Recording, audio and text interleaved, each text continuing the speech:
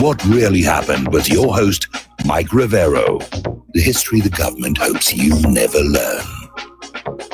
Here is your host, Michael Rivero. And aloha, America. Welcome to our show today. It is Tuesday, July 16th, 2019.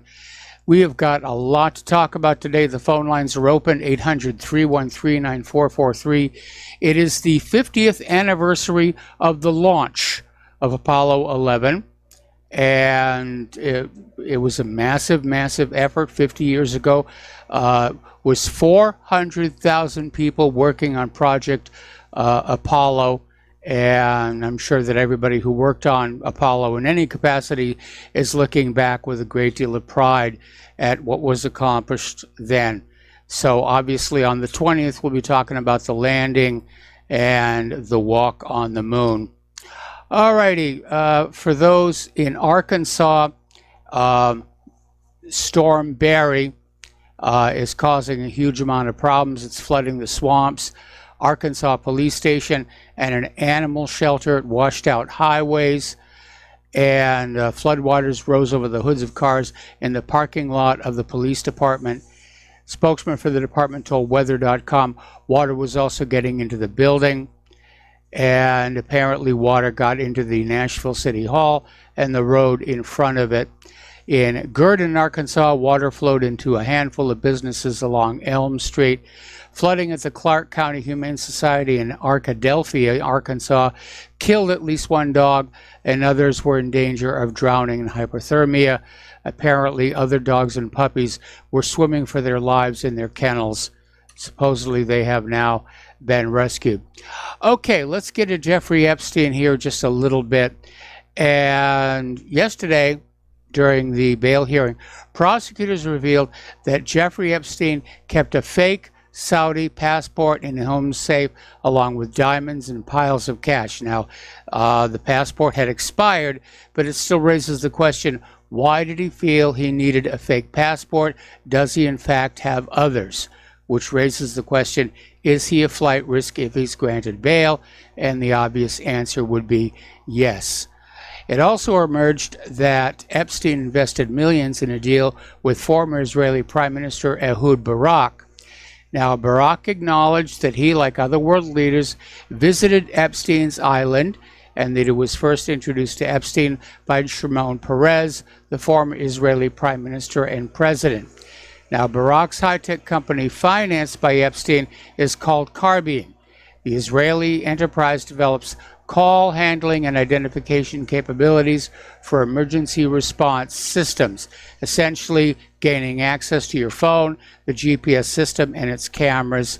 And we now know that Epstein was very excited by cameras, especially the ones that got him blackmail information here. Okay, story coming out of chimpplanet.org. The media is working overtime to convince viewers that President Donald Trump was BFFs with Florida billionaire Jeffrey Epstein, but former President Bill Clinton is the one who allegedly took over 24 mystery flights to on Epstein's private jets, and apparently on at least 5 times ditched his Secret Service protective detail to go on escapades with the billionaire down to the island. So, yep, we keep that story going just in case Hillary's thinking of running in 2020. And of course, behind it all, there's a question, who protected Epstein? Because somebody somewhere gave a cost of that order to back off, to leave it alone, that Epstein was above his pay grade, that Epstein was connected with intelligence, and he was being protected by somebody. Mossad, maybe. CIA, maybe. Maybe both. There's nothing in the world of espionage says you're working for just one agency. And so he obviously had these kind of connections, and somebody with a lot of juice was able to tell the Florida prosecutors back off and give him a wrist slap for abusing all those underage girls. And that's a question. We want to know, who was that? Who protected Epstein? Where did that juice come from here?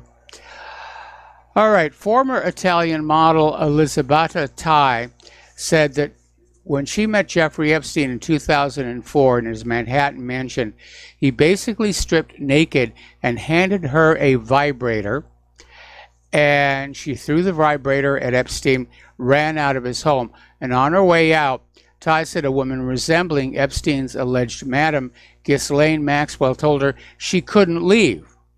And she said, this man is important. He's a friend of President Clinton.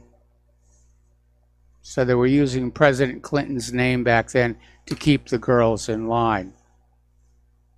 What a slime ball here.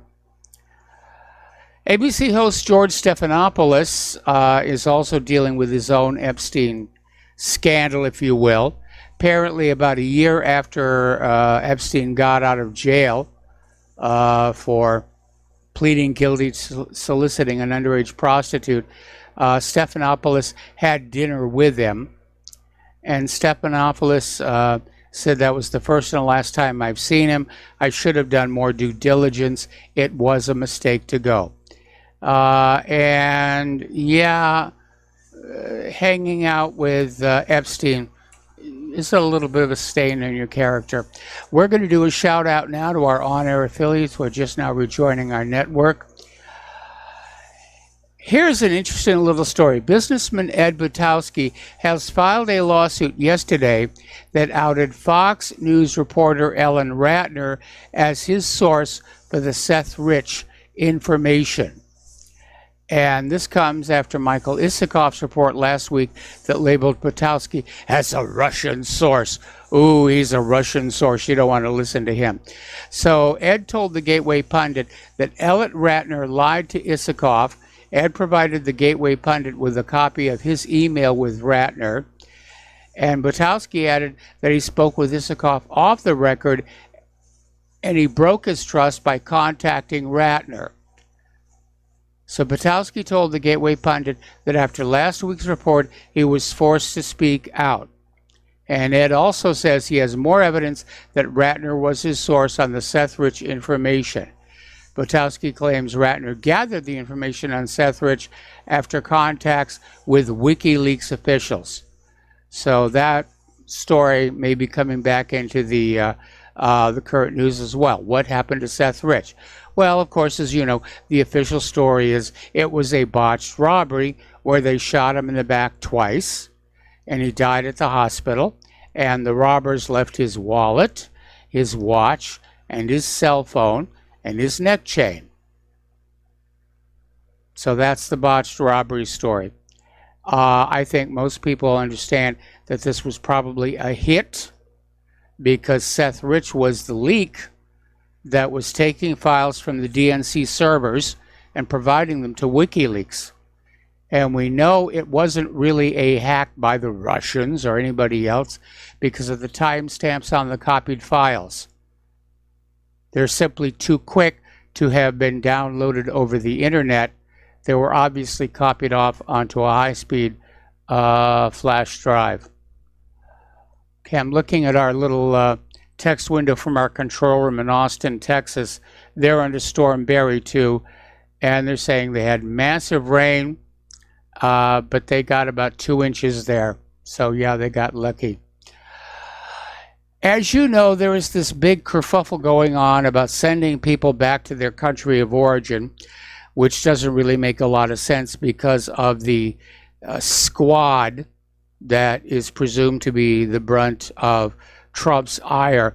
Only Ilhan Omar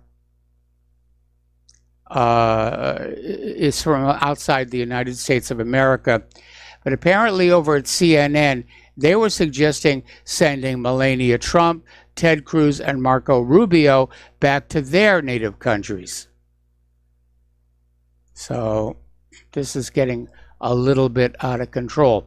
Meanwhile, it turns out Ilhan Omar's father and other Somalian war criminals are now living illegally in the United States of America. Okay, let's see. Okay. All right. Iran announced last week that they're going to be enriching uranium to 5%, which is over the 3.67% limit set by the Joint Comprehensive Plan of Action signed in 2015 under the Obama administration. Now, 5% is still in the range used for reactor fuel. It is far, far less than that needed for a nuclear bomb. Now, Iran has every right to go over that cap since the U.S. pulled out of the deal over a year ago and reinstated sanctions on Iran. But if you look at the headlines in the corporate media, you would never know Iran was exercising its rights under the treaty and under the Nuclear Non-Proliferation Agreement. The media is still out there saying, how dare Iran break the deal that we walked out on? They're not allowed to do that. We can walk out on the deal. We're the United States of America, but Iran can't do that. Iran is being bad. Iran is being evil. So, the United Nations has expressed to the United States it is concerned by tight travel restrictions on Iranian Foreign Minister Mohammad Javad Zarif during his visit to New York this week. Apparently, the United States has imposed some severe restrictions on where he can go and what he can do. And what's really interesting is Mike Pompeo was asked about this, and Pompeo said that he would tell Iranians we care deeply about them, we're supportive of the Iranian people, we understand that the revolutionary theocracy is not acting in a way that's in their best interest, which is just a flat-out lie. Just like the lie about Saddam's nuclear weapons, the lie about Assad's sarin gas, this idea about, oh, we're invading your country because we care about you. They've used that one so many times. So many times. Yes, we're coming into Venezuela because those poor, suffering Venezuelan people, they need us to change their government for them. What a crock. And it is a crock, and it stinks mightily. All right, Israel has now filed a legal case in a bid to stop a mechanism set up by the EU designed to bypass U.S. sanctions on Iran and salvage the nuclear deal. Now, Shurat Hadin Israel Law Center, which is an NGO dedicated to representing the victims of terrorism, will file on behalf of two families a lawsuit against the Instrument in Support of Trade Exchanges, the INSTEX. INSTEX was launched in January and became operational in June, was set up by Germany, France, and Britain to help Iran bypass the sanctions. And Israel wants that shut down because Israel wants the United States to go to war against Iran here. Now, there's a little bit of mystery over in the Gulf, over in the Strait of Hormuz. An Emirates-based oil tanker vanished from the radar, and everybody's wondering, is Tehran to blame? Now, the oil tanker, it's Panamanian flagged, named the Rhea, usually transits oil from Dubai and Sharjah to Fujairah, a trip of just under 200 nautical miles that takes a tanker like this a day and a half at sea. And it reported its position off the coast of Dubai on July 7th, but then all of a sudden it disappeared. Now, shipping radar, like aircraft radar, look at transponders, and it may be that this tanker simply turned off its transponder as a security mechanism to make it harder to find them by anybody seeking to interfere with their passage. But the tanker is not showing up. I don't know why they're not looking for it with a skin paint, but everybody's out there already saying, oh, this is Tehran. Tehran has seized this tanker. They've made it go away. They've sunk it. And again, it's more pro-war bovine excrement here. Speaking of oil tankers, Great Britain is saying that they are willing to release the Iranian tanker they seized off of Gibraltar if there are guarantees the oil will not go to Syria. And I'm sure that the operators of the tanker are perfectly willing to say, oh no, we're not going to go to Syria. Doesn't mean they're not going to go to Syria, but they could definitely say that. But it really is getting to be very intense over there with all of these sanctions and saying you can't send oil here, you can't send oil there, you can't use currency here, you can't use currency there. And it is leading to a crisis and a breaking point. All right, Representative Christopher Smith, Republican in New Jersey, has authored an amendment to the House version of the 2020 National Defense Authorization Act, which would require the Defense Department Inspector General's office to find out if the U.S. military experimented with using ticks and other insects as biological weapons between 1950 and 1975. And if such experiments took place, the amendment would require the Inspector General's office to tell lawmakers if any of the ticks or other bugs were released outside of the laboratory by accident or by experimental design. Now, you need to keep in mind, under U.S. law, the military is allowed to conduct biological weapons experiments on the general population without their knowledge and without their permission. And they have done so many, many times. They do it all the time out here in Hawaii, because we're this little isolated island in the middle of the Pacific. And there have been some serious mistakes. There was a test of a biological weapons disbursement system in San Francisco some years ago that supposedly included what was deemed a harmless pathogen, which in fact turned out to be a little bit more serious, and some people wound up dying. But that is a reality of life in the United States. The military can, in fact, test biological weapons on you. And the concern here is that they took these insects, these ticks, they infected them with biological weapons, and then they released them. Now, given the range of dates, it looks like this representative is on to some specific information about this having actually happened. And I would not be surprised if it happened at all. So we'll see what happens. Now, the NDAA, there's a Senate version, there's a House version. They've got to bring them together and line them up, and then it goes to the president for a signature. And Trump is already threatening a veto over those portions of the bill that defund the war in Yemen and defund a potential war in Iran without congressional approval. Congress is trying to regain its constitutional authority over who goes to war and who does not. So that's a good thing here. All right, turning to the economic news here, a lot of people are looking at what's going on with Deutsche Bank. And Deutsche Bank's decline seems to have triggered a gold jump from 1285 to 1445. And a lot of people are wondering if Deutsche Bank actually collapses, could it in fact crash the global markets? We got to take a break now for commercials. We'll be right back.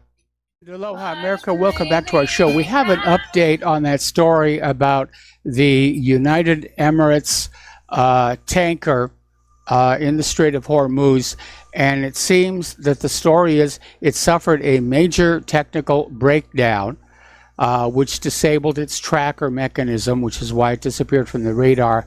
The Iranians have said they have gone to the assistance of this ship.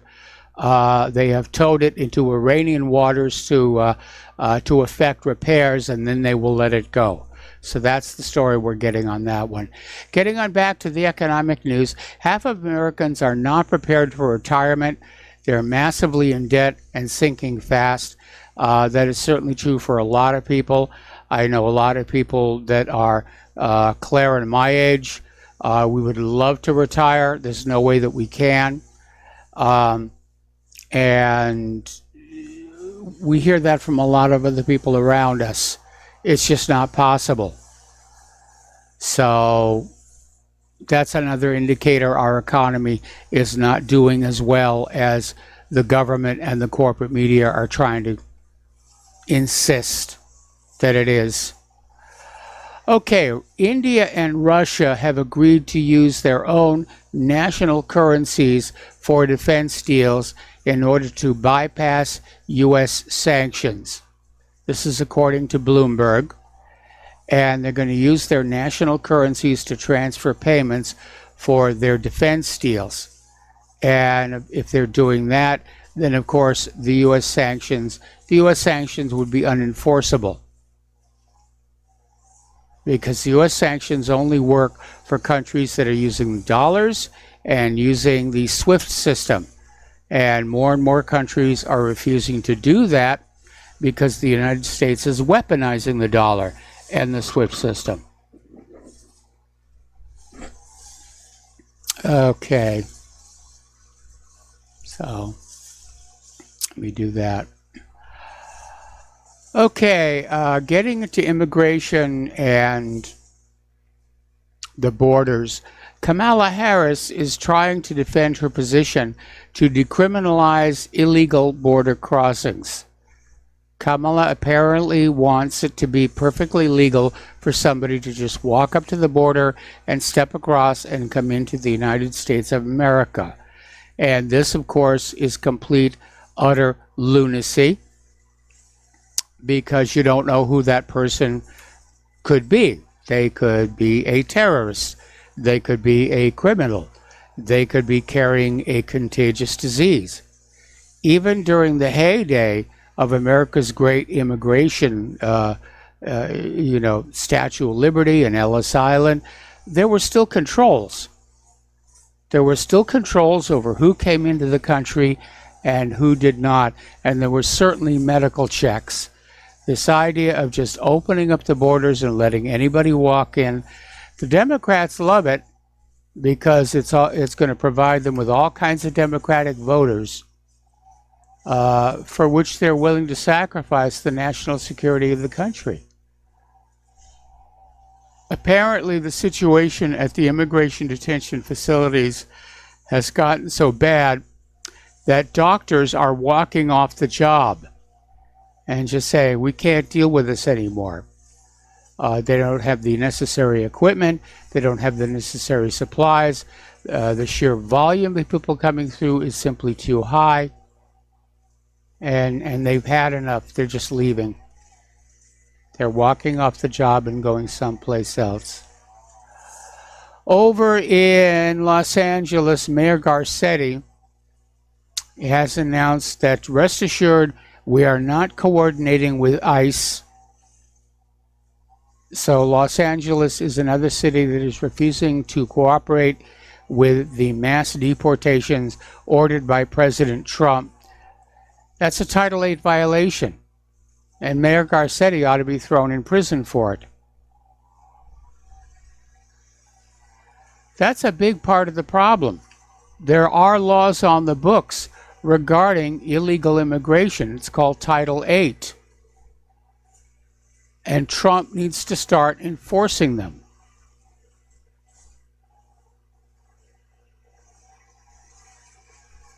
Now, Lindsey Graham has come on out with a statement talking about the illegal immigrants at the border, which he calls criminals, and he's right, they are.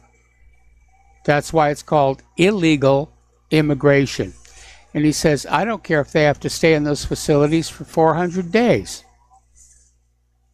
And I don't either.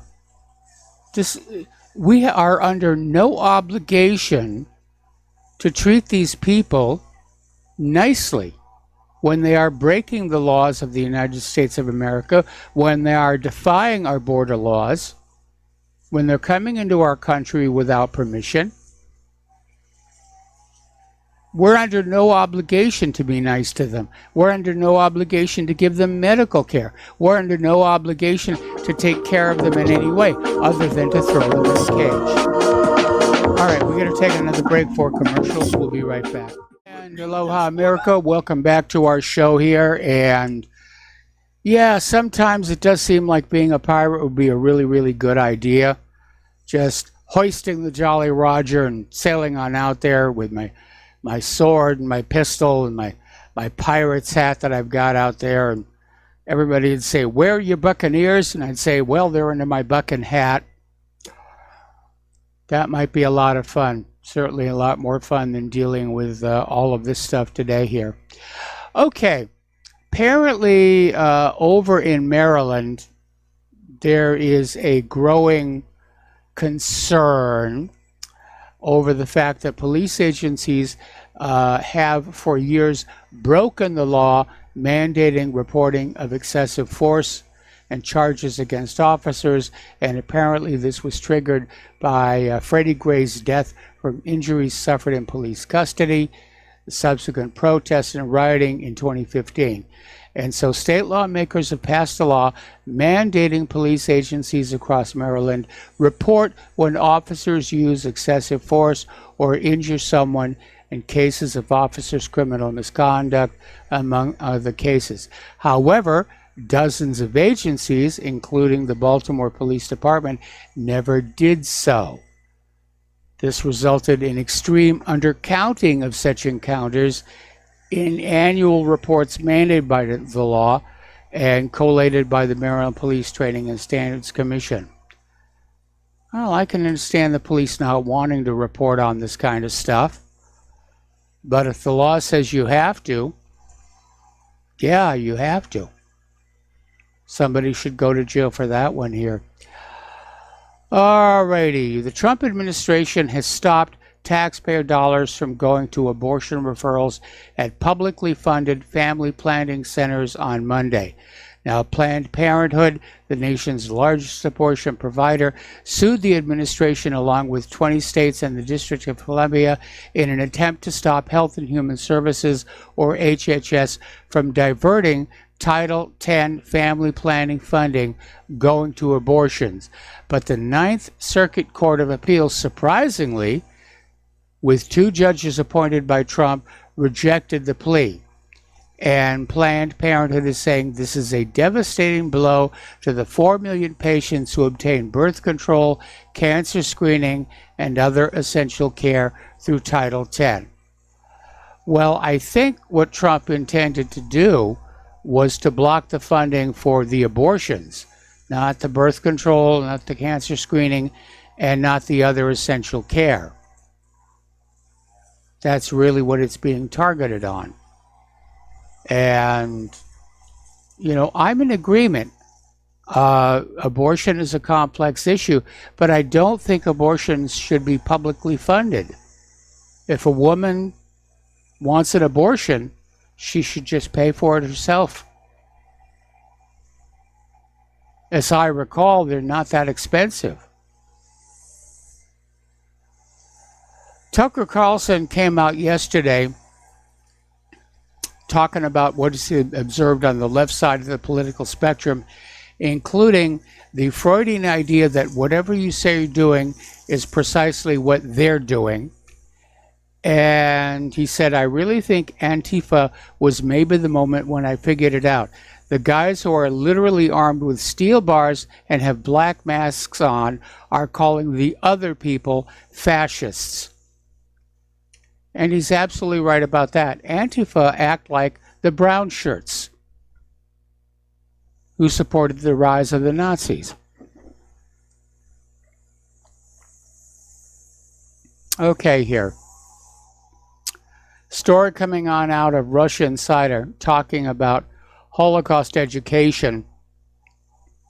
saying basically it's an excuse to bludgeon everyone into accepting Jewish moral supremacy. And it basically talks about how the trend in the schools is to reduce the study of history to easily digestible, politically correct sound bites that are being pushed by social justice warriors. And history will soon be limited to discussing how horrible slavery was, which it was, the Stonewallian riots, and the so-called Holocaust. And it seems that those who complain the loudest are the only ones listened to, and no one complains more often or at greater volume than the American Jewish group's intent on preserving the benefits that are derived from always being able to claim their perpetual victimhood.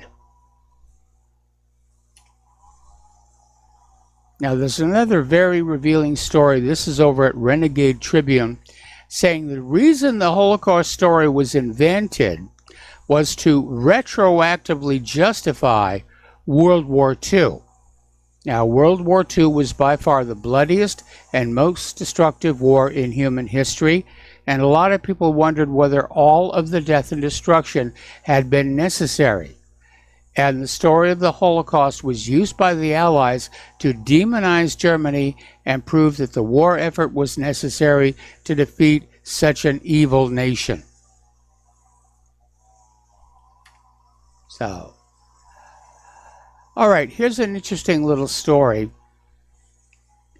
And this is coming out of ProPublica.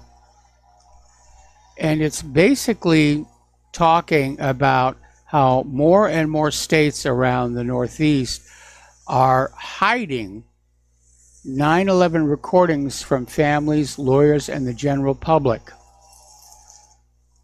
And they focus on a gentleman named Troy Phillips, who was trying to figure out what happened to his brother on 9/11 and figure out if he received CPR.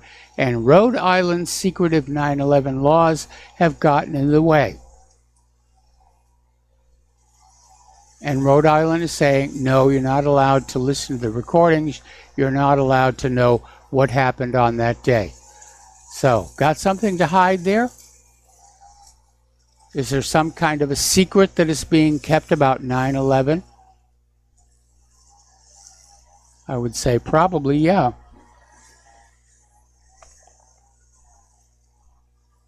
Okay. This one is really silly. There's this surgeon, Eugene Gu. He's notoriously anti-Trump. And he came out with a tweet on Friday saying it is a scientific and medical fact that men can get pregnant and also have abortions.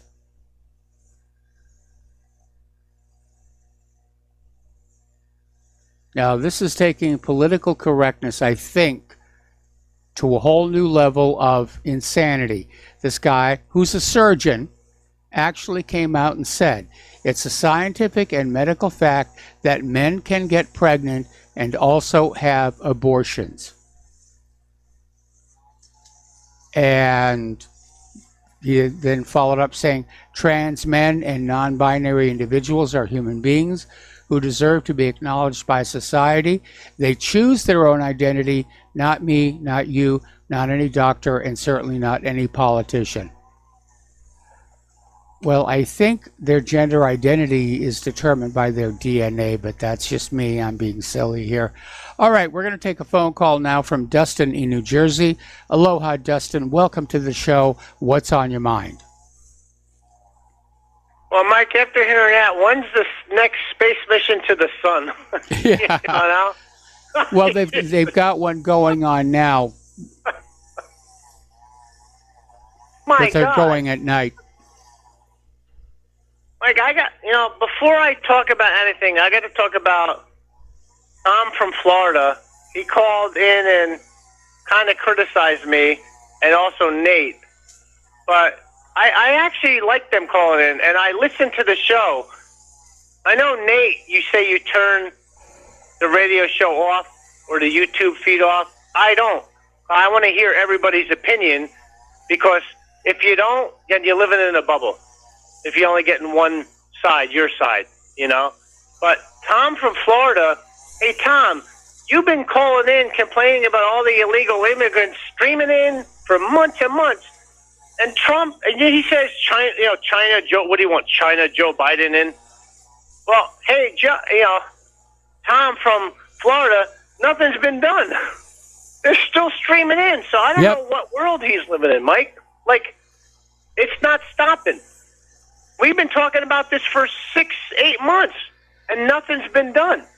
Period. I mean, I live in the real world. This is what I see. Trump, Bush, Clinton, Obama, it doesn't matter. If nothing's getting done, nothing's getting done. And people can criticize me for saying that, but nothing's getting done, and that's the reality of it. And also, Tom, from, what do you want, China, Biden? Hey, Tom, you know what China has that we don't? Brand new infrastructure, which is not even on the table in any time in the now and in the near future, because it's not happening. They got new infrastructure. They are a creditor nation. We're a debtor nation. That's the reality. Well, China's a debtor nation now. They've gotten into debt, and that's partly because they were making so much of their money off of selling products to us Americans, but we no longer have the money to buy those products. But they're also internally now building themselves up, because remember, Mike, they have 40 trillion in debt. We have 23 trillion and another 200 trillion in unfunded liabilities. Yes. So it's kind of like a race of just like crap, like who's going to get there first? I think we are, because we are the empire in decline per se, and they're a newer empire rising. But on Nate criticized me for saying Trump did this, U.S. Steel. Trump has nothing to do with U.S. Steel. Like, he doesn't work for U.S. Steel. He never will work for U.S. Steel. If U.S. Steel, like I think Frank called in, said U.S. Steel, these already are in, like, the works. But in a June 2019 article I read, that U.S. Steel, and you talked about this, they were shuttering 2 plants. Yeah. And then also in Britain they shuttled a steel, because we're the 3rd largest steel industry in the world. We have 5% of the steel. China is like 80-something%. So you can't compete with that kind of number. It's a numbers game. And but he criticized me for saying, "Oh, Trump's done good stuff." But Frank also called in. He said, what's Trump done in actuality? He says he's going to do one thing, and then he pulls the plug on it. He did it just less than a week ago with the pharmaceutical drugs. I mean, I don't understand how people can't see this, Mike. Like, he's not following through with anything. And Mike, he says, "Oh, well, I'm from New Jersey. I'm a Democrat." Listen, I'm 48 years old. You know who I voted for the first time? Obama, because I got suckered into this hope and change. I got suckered into Trump's "Make America Great Again," and it ain't happening. That's it. Mike, I mean, I'm not a lifelong Democrat. I don't give a crap about Democrats and Republicans, I want to see a fair system. I want to see, I'm for health care, but I want to see the wars end. I want to see a border wall built, because, you got to protect your country. Yes. But I don't see any of this happening, and Trump's the one running the country. He's the one who puts people in. He's the one who's got John Bolton, Mike Pompeo, and Gina Haspel. He put them in. I didn't. He put these people in. He put the people in the FDA who said Monsanto's, the Roundup, glyphosate's safe. Now, if Trump is putting these people in and saying that, then that's Trump's responsibility, because he's the commander-in-chief. He's the one who's running that ship that runs into somebody. He's responsible I agree. for the whole ship. Yeah, but don't say, the people calling in saying I'm too rough on Trump or he does some things wrong, and then people say, "Oh, Trump is twittering saying he's a little brash on people's." Trump shouldn't be doing that. He's the president of the United States. He should be above that. You got to be above the lesser of the crap coming out, because all these other people are crap too. The Democrats, like you know what I'm talking about, like and on Mark from, I know I'm switching a lot, but Mark from North Carolina on Tulsi Gabbard, she's the same, dude. Dude, until the system changes, it doesn't matter who's in. It's just all these people are just, they're going to become president and they're just going to switch, because we already had Clintons, the Bushes, the Obamas, and Trump, and nothing's been fixed. It's the same. Nothing's getting better. How can you say the next president's going to do something, or the next person, woman, man, is going to change anything when it's the system that needs to be changed? I don't understand why people can't see that, Mike. No, I agree with you. And next year, unless Hillary comes on in, and I'll be working against her, I'm just not going to get invested in any of the candidates. And I'll report on the candidates and what they're saying and what they're doing. But I really don't see myself getting enthusiastic about any candidate at all the way I did about Trump in 2016, because he has been such a disappointment. And you know what hurts me, Mike? I'm a Catholic. I mean, I'm not a very religious person, but I think it was Tom, going back to Tom from Florida, somebody mentioned about, Trump did something with the abortion issue. Dude, he given weapons to Saudi Arabia that drops bombs on women in Yemen who have babies. Come on now. I mean, it doesn't take a genius. You're arming people that want to kill you, okay? That's all I got to say, Mike. Have a good freaking show. All right, thanks an awful lot here, and we got another caller waiting on the line, but I think I'm going to wait until after the next commercial break. Getting on back to the arena of political correctness, over the weekend, a man who identifies as a woman won 2 gold medals at the 2019 Pacific Games in Samoa for weightlifting. And I really do think it's time for this nonsense to stop. So this Laurel Hubbard, formerly Gavin Hubbard, won 2 gold medals and a silver in the 3 heavyweight categories for women weighing more than 192 pounds, finishing first in the snatch lift and combined categories and second in the clean and jerk. All right, we're going to take a break for commercials. We'll be right back. And aloha, America. Welcome back to our show here. And we're going to go back to the phones to Jim in Illinois. Aloha, Jim. Welcome to the show. What's on your mind? Hello, Michael. You know, Donald Trump continues to be very, very politically incompetent. Yes. Now, think about this. Before he sent out those racist tweets, and they were racist, the Democrats were fighting among themselves. Now they're united. And now also you have Republicans who are finally criticizing Donald Trump. If Donald Trump, if he thought by using the racist and other comments to bring his base together or support him, he's highly mistaken. Yes. I mean, the guy is despicable. He's a racist, deplorable, and everything else. But, you know, before those tweets happened, the Democrats were fighting among themselves. Yes. You know, and again, I'm not a Democrat, I'm not a Republican, but you gave the Democrats a gift. Yes, he did.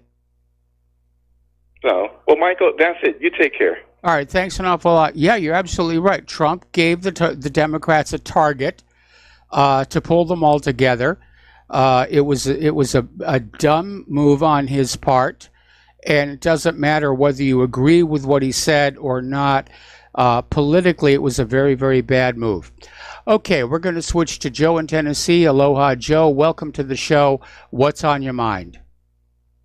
Well, first of all, what Trump's tweet was not racist. It's being portrayed as racist by the left and the media because, of course, anything Trump does is racist. I mean, so let's get that. I mean, if you read it, there's no N-word. There's nothing really racist. He tells somebody to go back to their country and to solve their problems. But, you know, I'm really getting tired of all these people with Trump, how he's got to act above everything. I mean, let's face it, all the losers who've been giving Trump bad advice since he started running for president had said, oh, don't fight dirty, Trump. Be above it. Don't, you know, when they bring out the Access Hollywood, don't bring in Bill Clinton's rape advisors, the rape victims. Oh, that would be the wrong thing to do. Well, he did, and he won, and he's president, and he's winning. You know, I listen to Dustin. I like Dustin. But this stuff about being above it all, like Ron Paul. Oh, let's all be like Ron Paul, the lovable loser. That's what Republicans are supposed to do. They're supposed to be losers. They're supposed to roll over when they're called racist. Don't you get it? Yeah. See, we call them racist. We're the CIA-controlled media. When we decide to call somebody a racist, even though there's nothing racist in the tweet, we just say so. But, of course, everybody will say he should be above it and he should resign, because that's the smart move to do. Although this guy's got to be one of the smartest minds politically that we've had in years. I mean, he's president. I disagree with that. I mean, he's a smart mind, but he's not politically savvy, and he keeps proving that over and over again. Anyway, listen, Joe, He's we got to let you go. Got to take a break for station identification. Back with another phone call after these few words. And aloha, America. Welcome back to our show, hour number 2. We're going to go right back to the phones here to Jeff in Missouri. Aloha, Jeff. Welcome to the show. What's on your mind? Wow, Mike, thank you very much for your call. I've never called before, but I would like to make two points. One about the illegal immigration, the people coming across and how they're granted a certain legal status in the courts, yet they get welfare and all of that. I'm always one who is searching for historical precedents, and I'm a blind listener, and I have some children that I homeschool, so I read a lot of literature, audio, and then they do the paper and ink text. And I was reading To Kill a Mockingbird recently, and I was stunned. It has nothing to do with race. If you can put the racial aspect aside and look deeper into what this author was getting at, there were people who came into the public schools and said, I will have nothing to do with you people. I will never obey you. I will have nothing to do with you. They went out and collected relief. They went out and collected all of the holiday goodness that people would bestow upon them. Their food, their clothes, everything was provided for them. And they would raise up and say, we will have nothing to do with you. I will never obey you. They were the outlaws. Now, they went into court with equal status and raised false accusations and everything. So the fact that people would renounce the entire system of this country by crossing the borders and coming in and then getting welfare and having equal legal status, that's what Mockingbird was all about. So this is not new. It's extremely important to understand that. Now, as far as I see it, the legal system has been screwed up for a long time.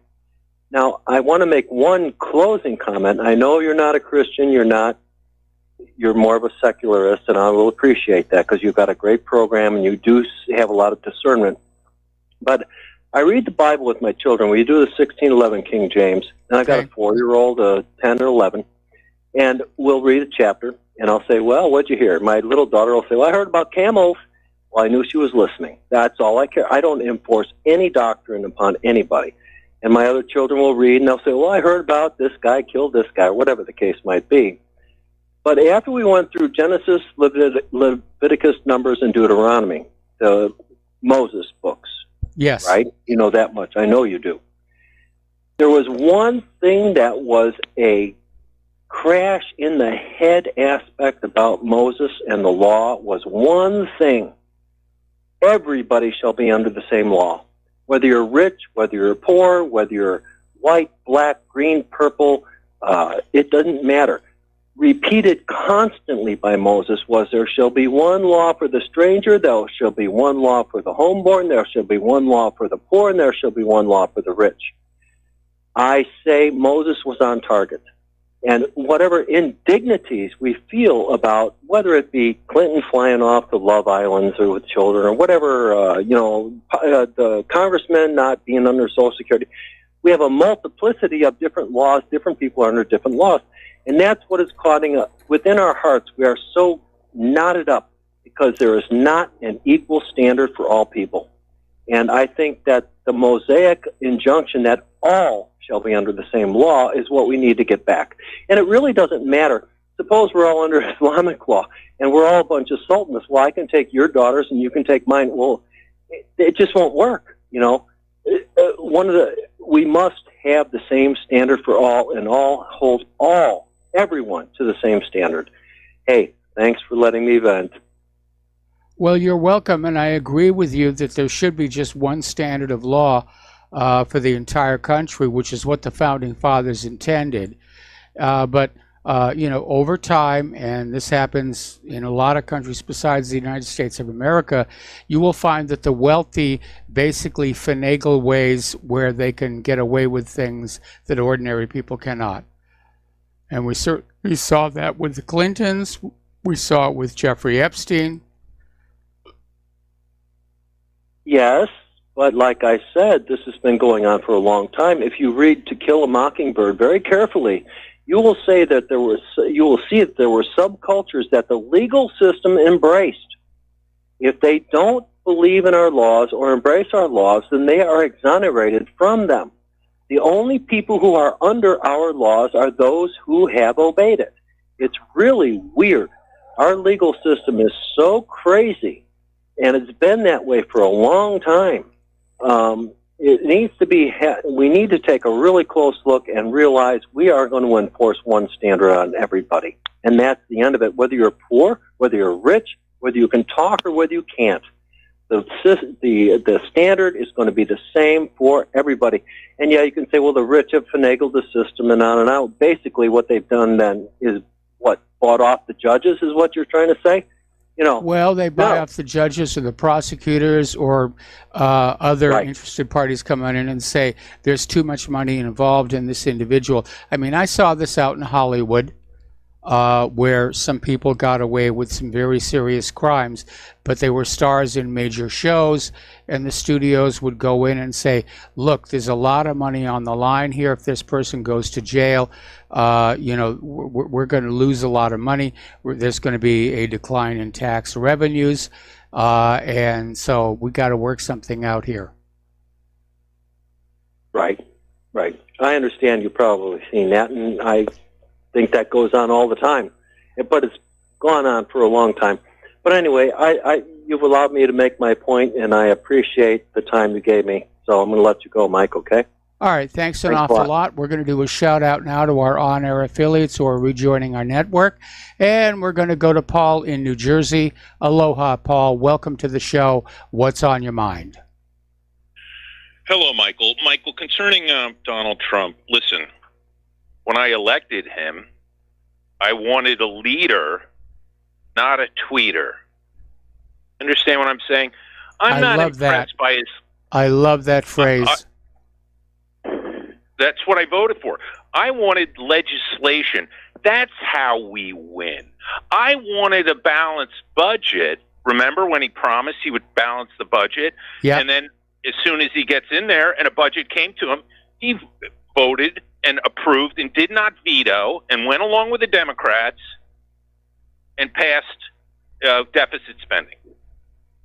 So that is there some funny jokes, a belly laugh, supposedly laughing at our political enemies. But like they used to say in the 80s during that campaign, I think it was in the Wendy's commercial, where's the beef? What has he delivered? What campaign promises he followed through? And by the way, maybe the way to get legislation through is not to insult everyone and try to work within the Republican Party and try to unify them to get legislation through. Maybe go to districts where you want to topple a congressman and put in a more conservative or more fiscally responsible conservative and go to those districts and hold those rallies there. How about using the bully pulpit and the veto pen, right? How about working behind the scenes and whatever kind of deals you have to make to just win over a few more senators or congressmen to get your legislation through, maybe wall spending, right? right? Maybe working with lawyers to find out, maybe he can use the I think it's called the McCarran-Walter Act of 1953 to close all immigration because he's the executive branch and the Constitution allows him, according to that act of the 1950s. I think it's called the McCarran-Walter Act. Yes. So I'm not impressed with tweeting. He's not doing anything for us. We want the meat and the potatoes. We want the delivery. That's winning. That's the definition of winning, not a tweet. I don't even follow Trump's tweets anymore. I get sick and tired of them. And one last thing before I go, Michael, is because the anniversary of the Apollo landing is coming up this week, I was wondering if you could dedicate like an hour of your show to taking on the moon landing debunkers. I imagine we're probably going to get a flood of phone calls from people who think the Apollo landings were faked, and I don't know that I want to dedicate an hour to that. And I may take a few phone calls and then close the lines on that issue because I'm tired of having to make the same arguments over and over again. I mean, I worked on Apollo 12 post-mission. I'm absolutely convinced the missions were real. And yeah, on the 20th, we're definitely going to give Apollo a little bit of honor, if you will. But that's the Saturday, unfortunately. So. Well, we're going to do it on Friday. Yeah. Okay, good. Because I'd like to hear people about it, and I'd like to hear some of the people who so-called truthers, just to let them think it through. I also definitely believe they landed on the moon, and I just would like to hear that group of people, like, just basically educated on how it's totally reasonable to believe they went to the moon and did, obviously. Well, there's a lot of really good documentaries that are on right now about going to the moon and how difficult it was and the problems that they faced, and how the Fisher Space Pen Company actually lied about it being their pen that got Apollo 11 off the moon, when it was actually a felt tip marker. So there's a lot of information out there right now. Okay, thank you, Michael. All right, thanks an awful lot. We're going to switch over to Fred in Iowa. Aloha, Fred. Welcome to the show. What's on your mind? Hegelian dialectic. Okay. Are you aware or knowledgeable about the Hegelian dialectic? I'm well aware of the Hegelian dialectic. Okay, I'm going to be a naughty person, un-American. I'm not going to vote in the presidential election. I didn't in 16, and I'm not going to do it in 20. But I'll tell you who's going to get elected. Okay. Give us your prognostication. Trump. And not a damn thing will change. For 3 years I hear the same thing, talking about Trump and talking about the liberal Democrats. The Democrats were putting Trump for his second term. The biggest ass that he has. And I've called in 4 times on this subject in about 2 months or so. Okay, I went out on a limb. Trump will win the election. We're being played. And people, Jesus, don't understand. It just goes right over the head. Well, Trump does this, and Trump don't do this, and the Democrats do this. 3 years of this puke. Hegelian dialectic. Thank you. Bye. Have a good day. All right. Thanks an awful lot, Fred. We're going to let you go. And that isn't the exact application of the Hegelian dialectic, which is where you create a crisis and then you offer to sell a solution to it. Trump right now, I mean, he's certainly giving us the crisis, but he hasn't really offered a solution.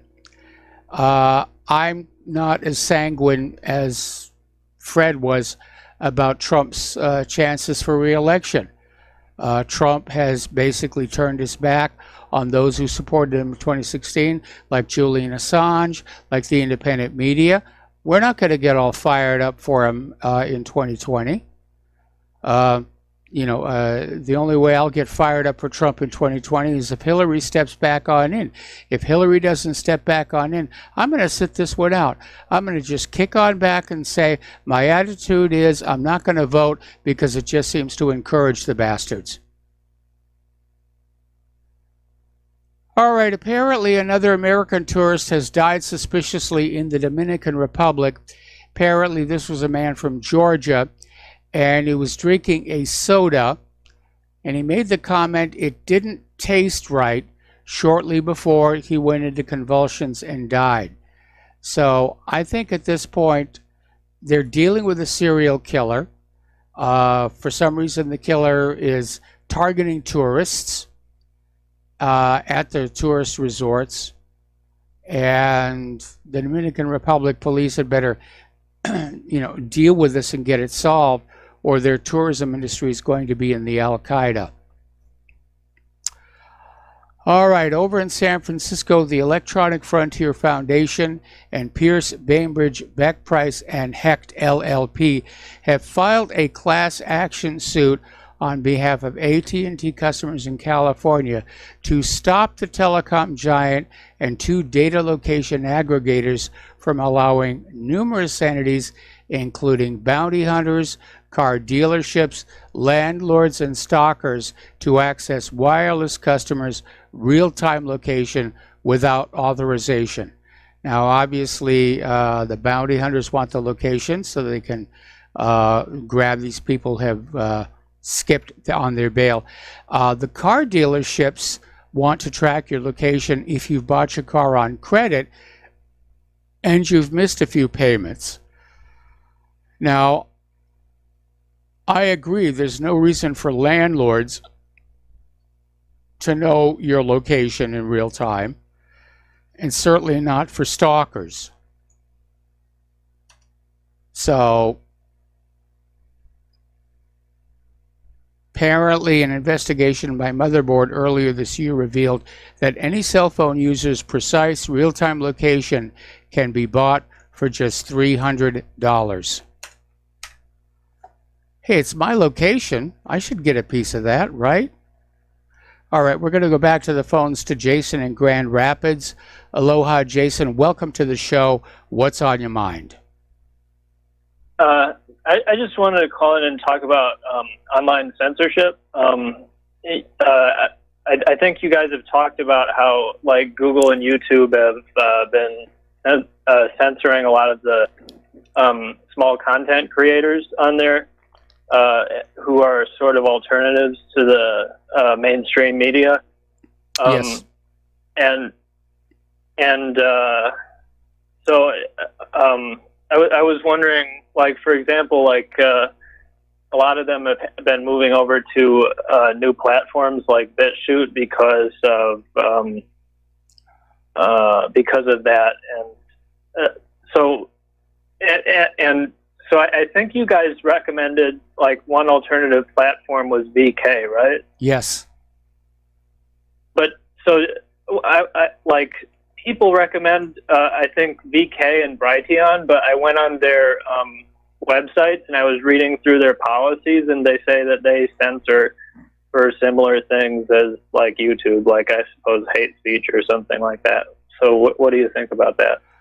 Well, I think censoring hate speech, I mean, it's a very gray area because it's subjective what constitutes hate speech. But Brighteon so far has a reputation for not censoring conservatives, and that really is a very important aspect.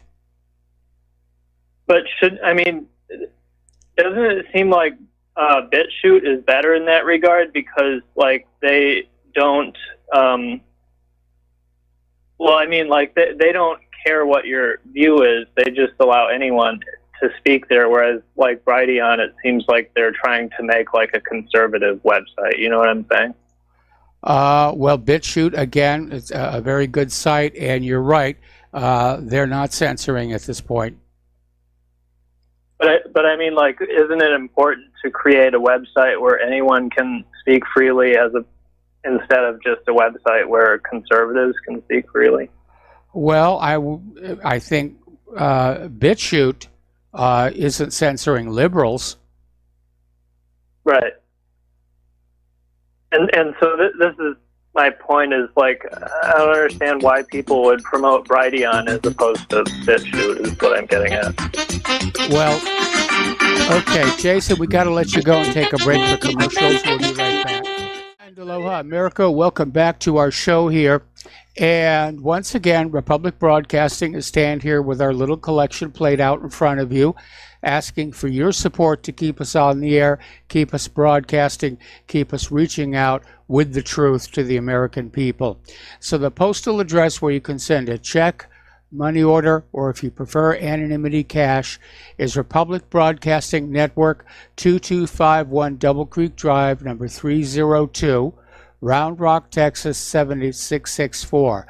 The phone number where you can send a debit or credit card donation or pledge to be a recurring subscriber is 800-724-2719, extension 1 during business hours, extension 3 at all other times. The network thanks you. All right, getting on back into some of this computer stuff here. The FBI is now 99% certain that at least 5 foreign agencies hacked into Hillary Clinton's private email server. Now remember that other hacker, Guccifer, claimed that when he had broken into her server and that it was relatively easy to do, he saw at least 10 foreign IPs logged in, pouring through the files. But the FBI is now saying, to the best of their knowledge, apparently they're looking at the server, at least 5 foreign agencies hacked into Hillary's server.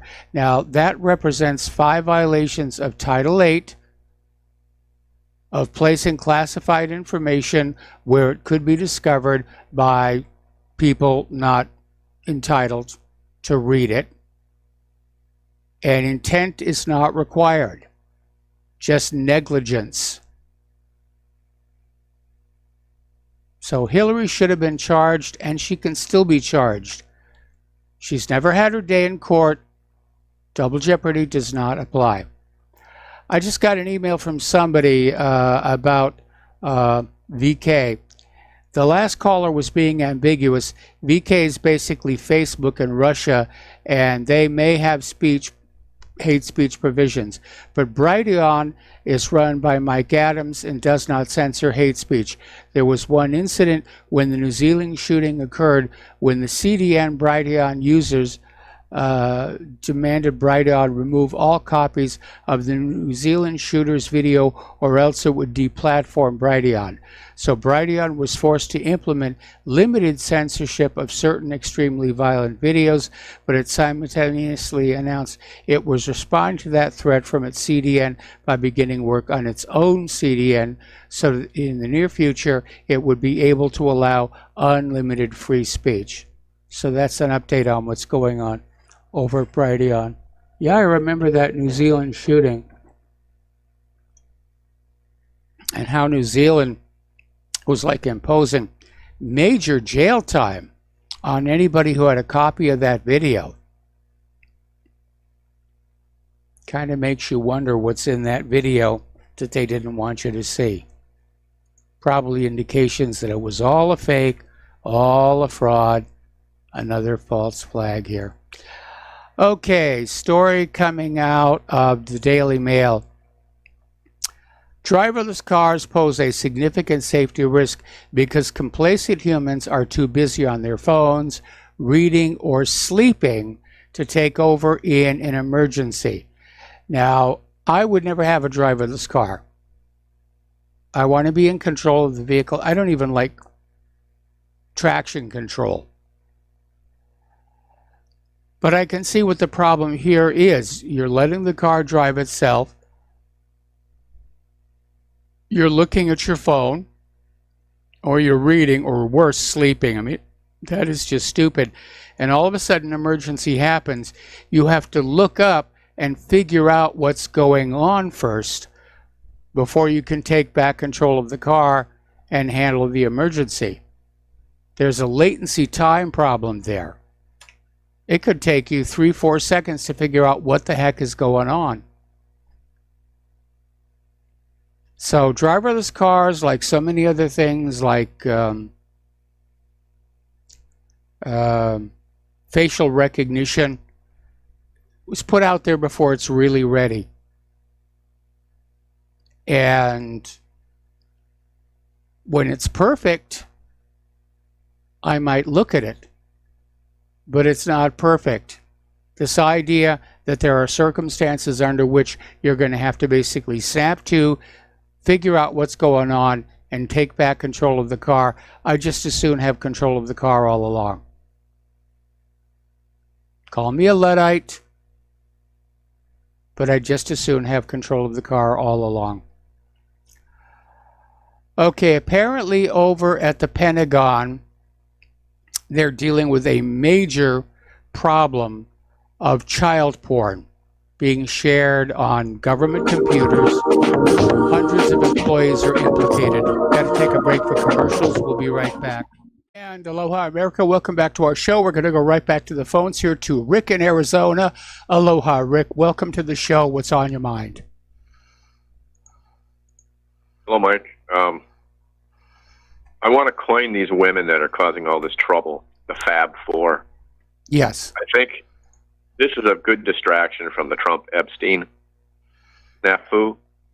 I see Trump and Epstein together in different pictures when they're out on the town, but I don't see any pictures of Epstein and Bill Clinton.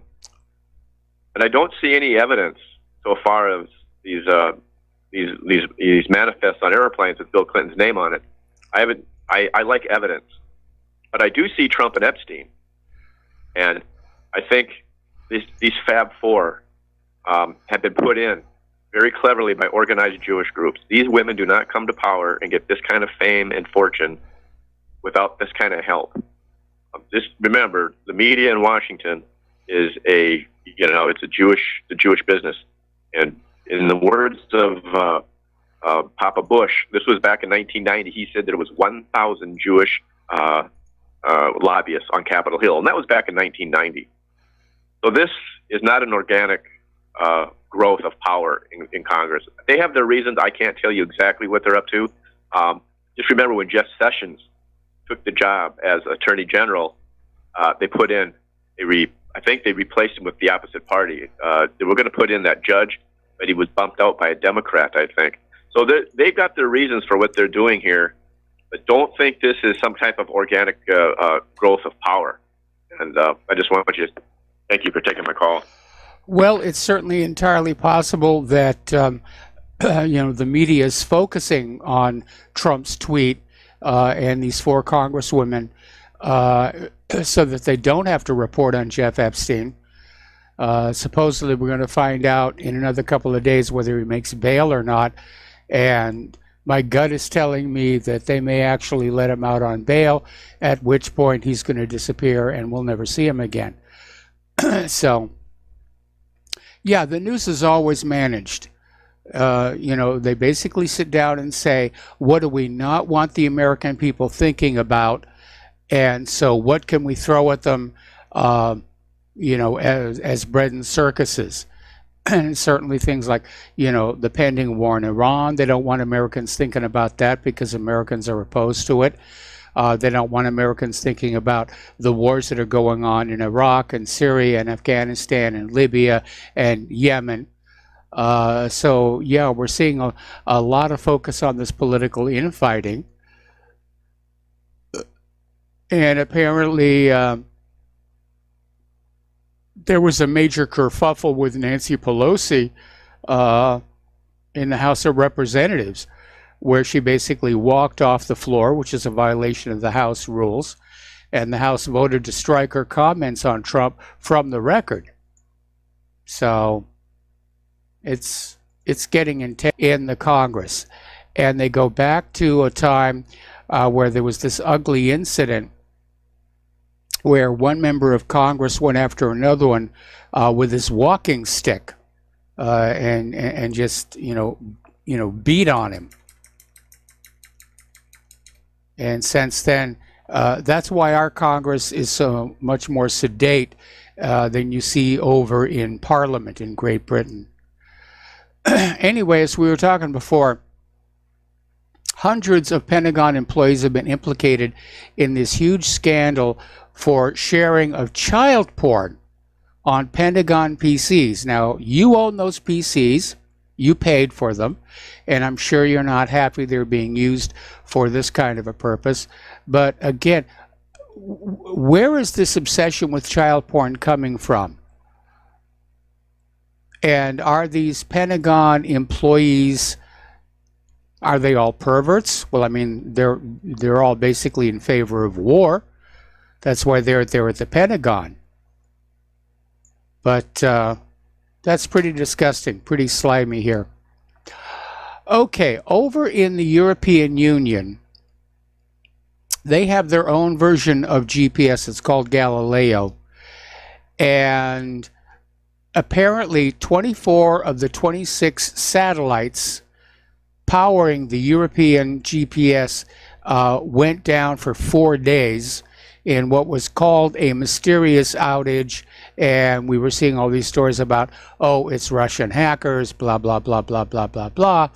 But apparently they've now basically identified the issue, saying it was a technical incident that put Europe's satellite navigation fully offline since Friday, with most of the satellites powering the Galileo system broken. Now, Europe's Galileo system was built to replace or bypass the US GPS system, but during the outage, users were automatically switched back to the US system. And the Global Navigation Satellite Systems Agency said in a statement on Sunday that a technical incident related to its ground infrastructure had caused the problem. So apparently they're getting that back online.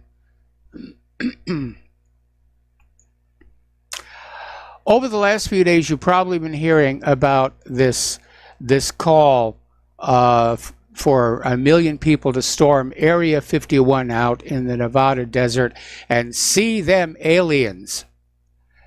And the Air Force has taken this very seriously, and they've issued a warning saying Area 51 is an open training range for the U.S. Air Force, and we would discourage anyone from trying to come into the area where we train American armed forces.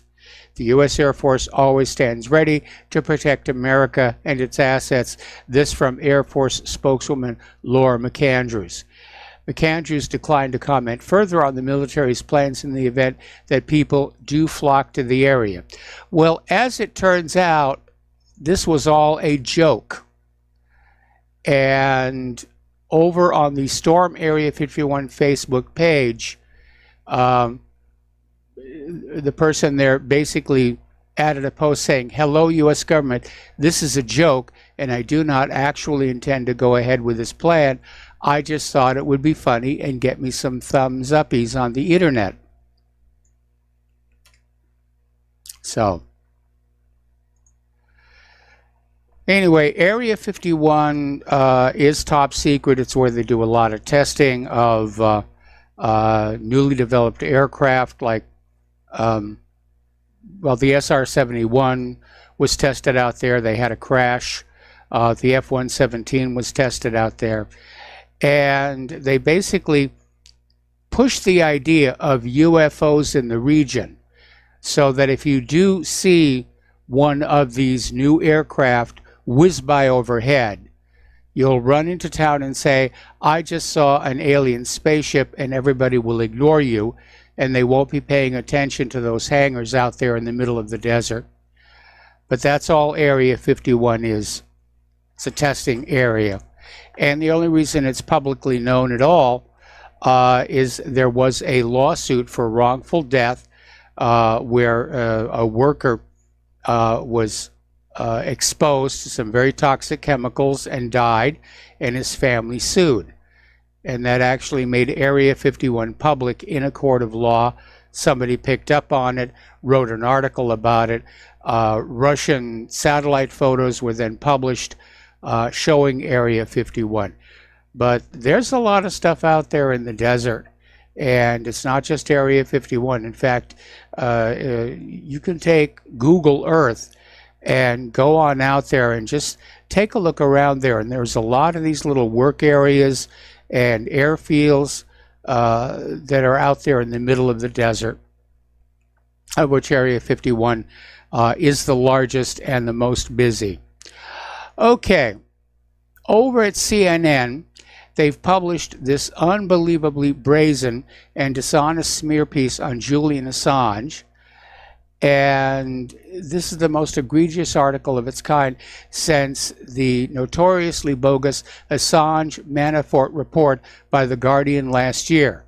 It contains none of the exclusive documents which it claims substantiated smears, relying solely on vague assertions and easily debunked lies to paint the WikiLeaks founder in a negative light.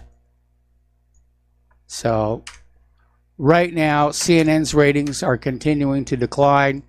In fact, right now, there are more prostitutes in the United States than there are CNN viewers. Whether the prostitutes are watching CNN is another matter entirely. Okay. Over at the University of Miami, left-wing students were encouraged to sign a petition to change the Hurricanes mascot at the U of Miami because it's offensive to those hurt by hurricanes. Now, as it turns out, the petition was fake, wasn't turned on in, but they just wanted to see how many left-wing students would actually fall for it, and apparently quite a few did. We can't have a world in which we get rid of everything that offends anybody because there are too many people walking around whose entire self-worth is based on being offended by something. You just can't do that. You can't have freedom of speech and an offensive-free environment. The two don't go together. We have to go back to a world where we have freedom of speech, and if somebody's offended, you say, okay, be offended. I don't care. Why is being offended such a bad thing?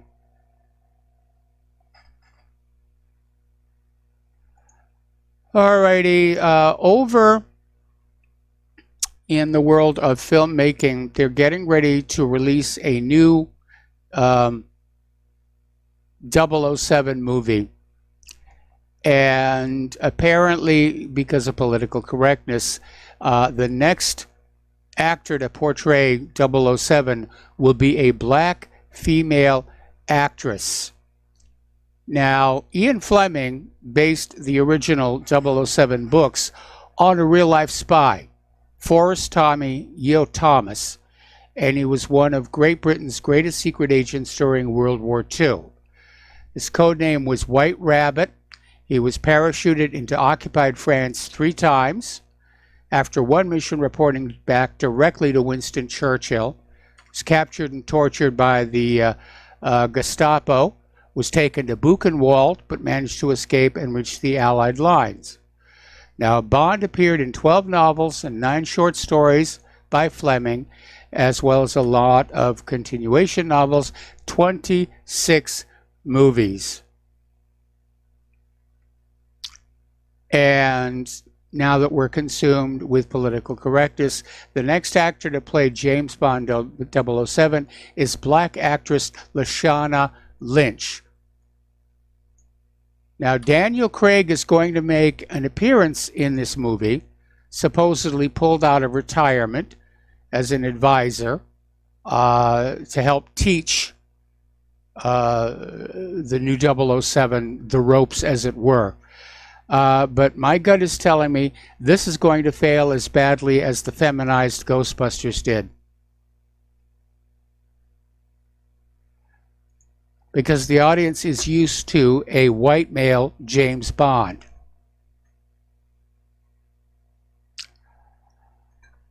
Okay, out in California, do you remember this massive lawsuit against Monsanto? And it resulted in this gigantic fine against Monsanto, millions in punitive damages. The judge in that case reduced the payment to $80 million in punitive damages, and now another judge has reduced it further to $25 million. And Judge Vince Chabria said he was required to diminish the punitive damages because it went beyond constitutional limits set by the U.S. Supreme Court. And according to him, the higher award was constitutionally impermissible because it was nearly 15 times the trial about Monsanto's behavior betrayed a lack of concern about the risk that its product could be carcinogenic. Well, yeah.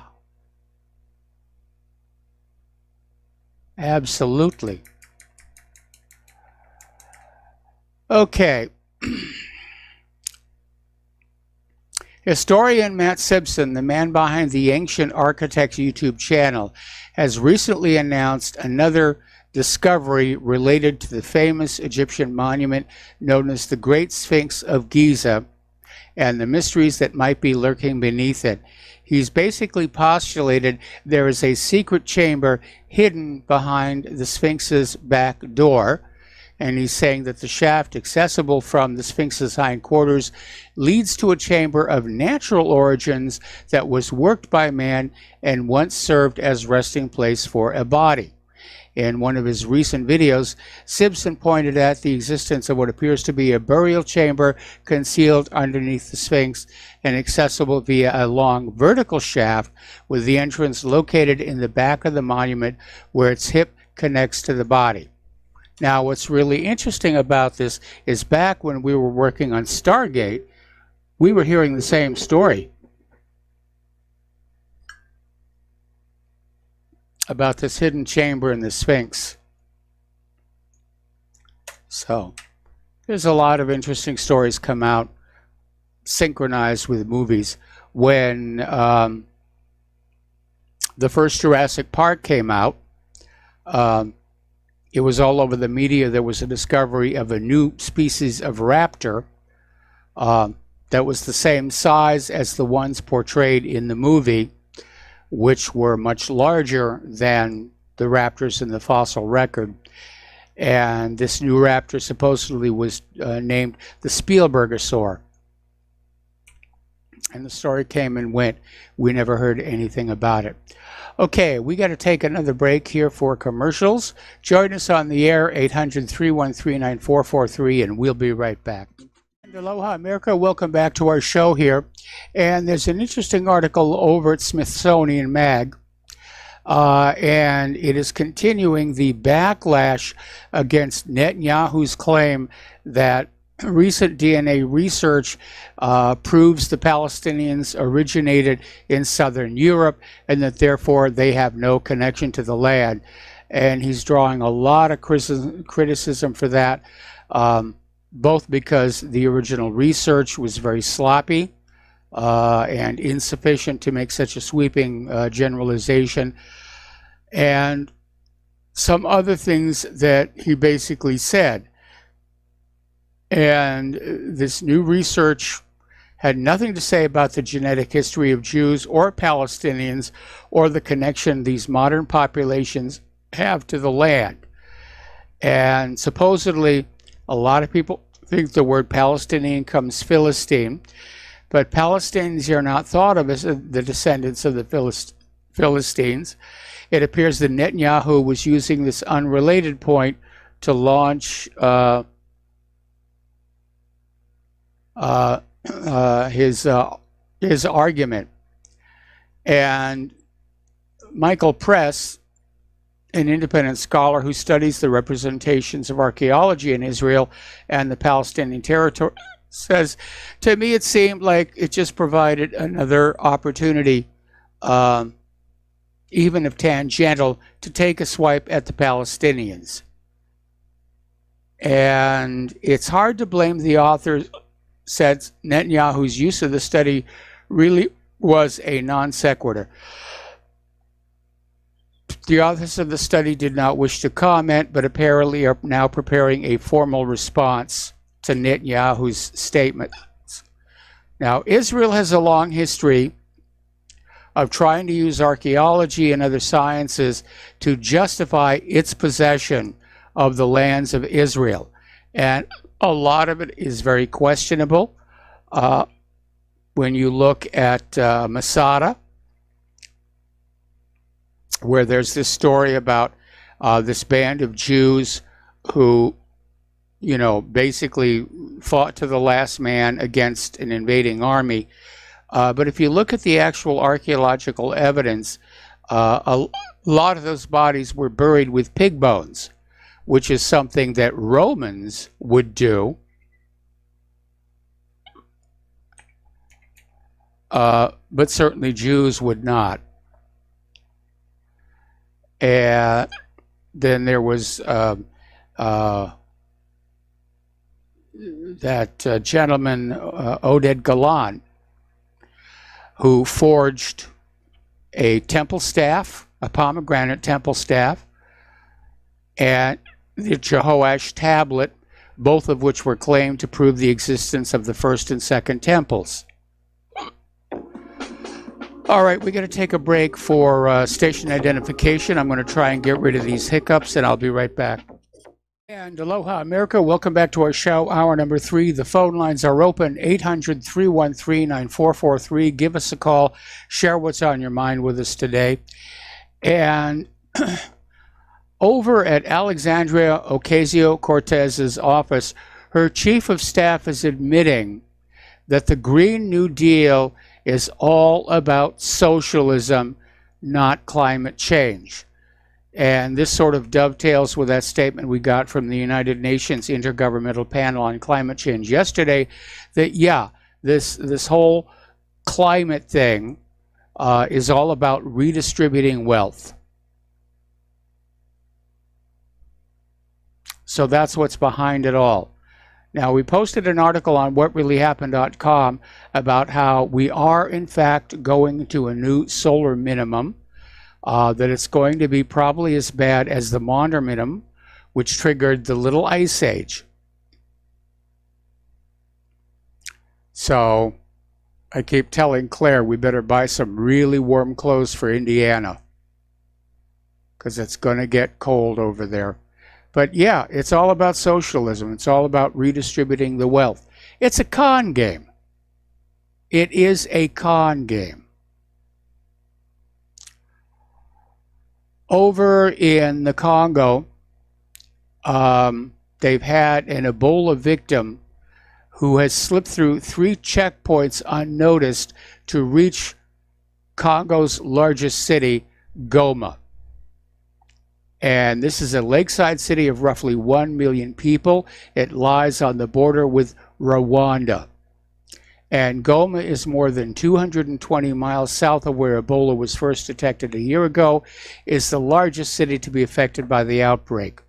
So far, Congo has seen more than 2,500 people infected by the disease, nearly 1,700 killed. And all it's going to take is for one of these undetectable carriers to get on an airplane, and this thing will be global. They can't seem to get a handle on this. Alrighty, last April, SpaceX had this incident, if you will, where they were doing a ground test and the spacecraft exploded. And SpaceX has now carried out an investigation and announced what caused the spacecraft to explode. They're saying a valve accidentally leaked some of the vehicle's propellant, which started a chain reaction that caused the spacecraft to burst apart. And now that the cause has been identified, SpaceX says it is replacing these parts in all future versions of the vehicle to make sure this does not happen again. Well, these things happen. If you go back and you look at the history of America's space program, and with all the documentaries on about Apollo 11, you can see it. There were a lot of explosions, a lot of rockets that had to be blown up by the range safety officer because they'd get going in the wrong direction. They were just in a rush and just trying to get the thing going, and there were a lot of problems here. Okay, now if you have bought a Whirlpool, Maytag, GE, or other dishwasher manufactured and sold in the U.S. in the last 5 years, you may have noticed two things. One, they run forever, for hours. And even when the washing cycle stops, your dishes are still dirty. And according to technicians, the reason for this are federal regulations saying that if you want the dishwasher to work, you need to run hot water before starting the cycle, and you have to pre-wash your dishes. Well, if you're having to pre-wash your dishes, what's the point of having a dishwasher? So apparently, this all goes back to the Obama administration, which set new energy and efficiency standards in 2013 that basically made dishwashers totally ineffective. Now, 2 years later, manufacturers tried to push back against the regulations that doubled cycle times without improving cleaning power. A March 2015 letter from GE to the U.S. Department of Energy tried explaining the proposed rules were based on flawed assumptions and risked creating a standard with that was negative on consumers on the viability of dishwasher manufacturers. Now, they've obviously made progress on that because we had to replace the dishwasher here 2 years ago. We got an Amana, and it works great. So what can I tell you? Okay. Over in Crete, first of all, we're going to do a shout out to our on-air affiliates who are just now rejoining a network. Over in Crete, a man has confessed to killing this American scientist. And apparently the 27-year-old local man was motivated by sexual satisfaction, frustrated with his own life, and he ran Suzanne Eaton down with his car before raping her and then leaving her body in that former Nazi bunker. And forensic evidence showed suffocation as a cause of death. Further forensic examination presented that the body had many broken ribs, face bones, and multiple injuries at both hands.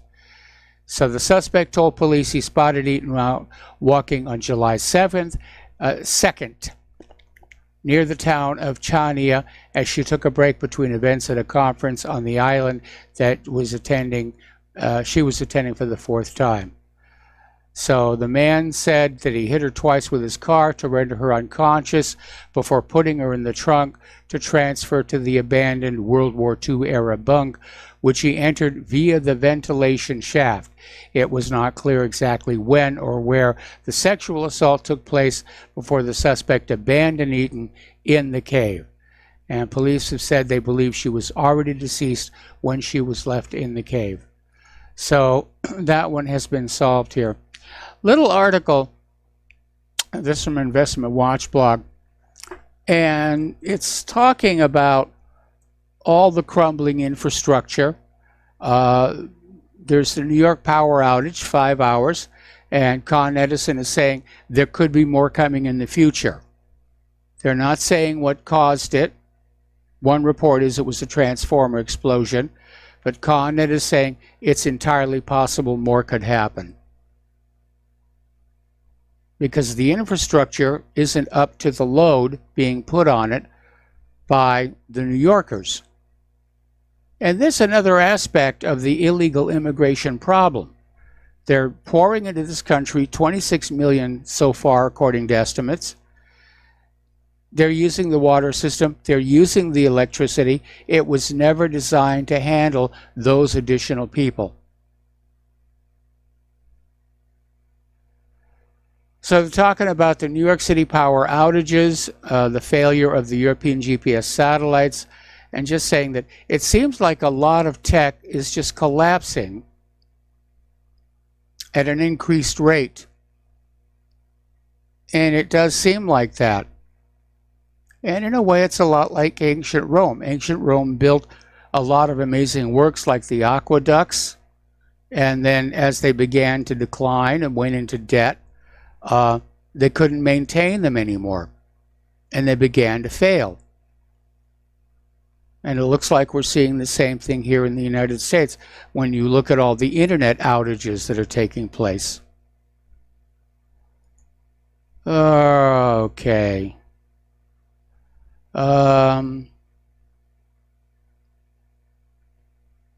Lindsey Graham is out there saying that 60 different nations are sending people here illegally. It really is out of control. It really is out of control. Okay, over in, not sure exactly where this is taking place. Let me click the page. Alrighty.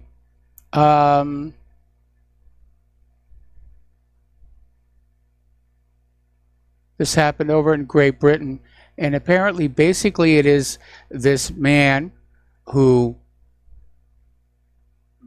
is transgender, and he's gone to court to be registered as the father rather than the mother on his child's birth certificate.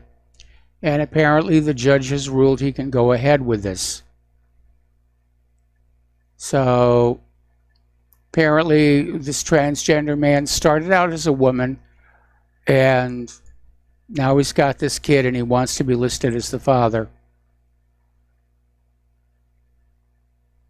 Apparently a Marine Corps veteran has been denied entry to the U.S. Because of a citizenship interview.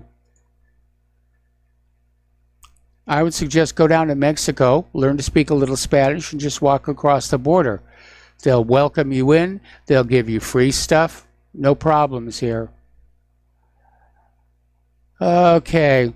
Kellyanne Conway has, under orders from the Trump White House, defied a subpoena by the Congress for her supposed violations of the Hatch Act. Now, the Hatch Act is a law that says that people working for the government cannot engage in partisan political activity, and apparently Congress thinks she has done precisely that. They want to talk to her about that, and she has defied the subpoena. Now they're talking about how she should be in prison, she should be fired. I don't think that's going to happen. But apparently there's something else going on over there. Down in Australia, Israelis are going to sue Facebook for $500 billion over Bitcoin market manipulations. So Facebook's dealing with a lot of problems these days. Okay. U.S. house price growth signals a bubble as recession probability rises. Now, I know when I looked earlier, the stock market wasn't doing all that good. Yeah, it ended slightly in the red. Not jump out the window, hit the street red, but a little red. Okay, apparently a security guard pulled a gun on a uniformed sheriff's deputy because the deputy was wearing a service weapon into an office of the IRS. Yeah, I imagine that would make them very, very nervous over there. Okay, we're going to take a phone call. James in Vancouver. Aloha, James. Welcome to the show. What's on your mind? Okay, thanks kindly. People have been talking about these comments being made by people in Congress accusing other people of racism. And nobody's used the word Bolshevik or Bolshevism. And to my mind, what they're doing is like a Bolshevik type of tactic. They're simply making accusations against their political opponents. And there's no proof, there's no basis for it. But it's a tactic that was used, I think, years ago. It's been used. And this is what I think everybody's seeing, and they're reacting to it, because I think people in America, it's not exactly their way. I was born in Canada, but I was raised in the United States for until I was about 18, 19. And this is not the way people, at least years ago, it wasn't like that in the Congress, even though they were fighting with each other. They just, I don't think they resorted to this kind of name calling. No, this is a new phenomenon, and not just within the Congress. And I was commenting just yesterday, we seem to have lost the art of the debate, where we can have a reasonable discussion between thesis, antithesis, leading to synthesis, and instead we just hurl bad words at each other over social media. My grandfather, my maternal grandfather was an American, and so was my maternal grandmother. And my grandfather was a real New Dealer. He supported FDR. Yep. So, he was maybe you could say he was left. But in those days, my grandmother, on the other hand, was a Republican. But in those days, you could have a conversation. You could, you know what I'm saying? Yes. This is what you could disagree, and everybody, kept on with their lives, and it was okay. But this new element, which has come into America, this is something that I think everybody's got to watch and be careful of. So, anyway, that's it. Thank you for taking my call. Well, thank you very much for the phone call. And yeah, you're absolutely right. This is not the way America used to be, where we just scream at each other, you're a Nazi, you're racist, you're an anti-Semite. And that's really not a discussion. It's not a discussion at all. Okay. Congress is now sticking the U.S. taxpayers with a $6 trillion liability. So, again, they're kicking that can down the road. All right. Apparently somebody is still editing Jeff Epstein's Wikipedia page here.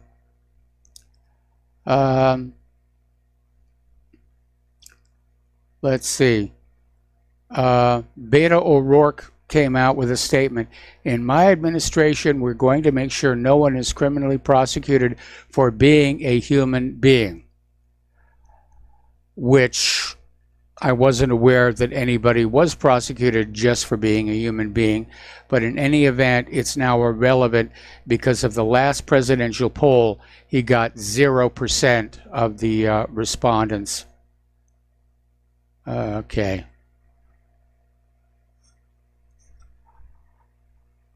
Here's another story. This is coming out of naturalblaze.com.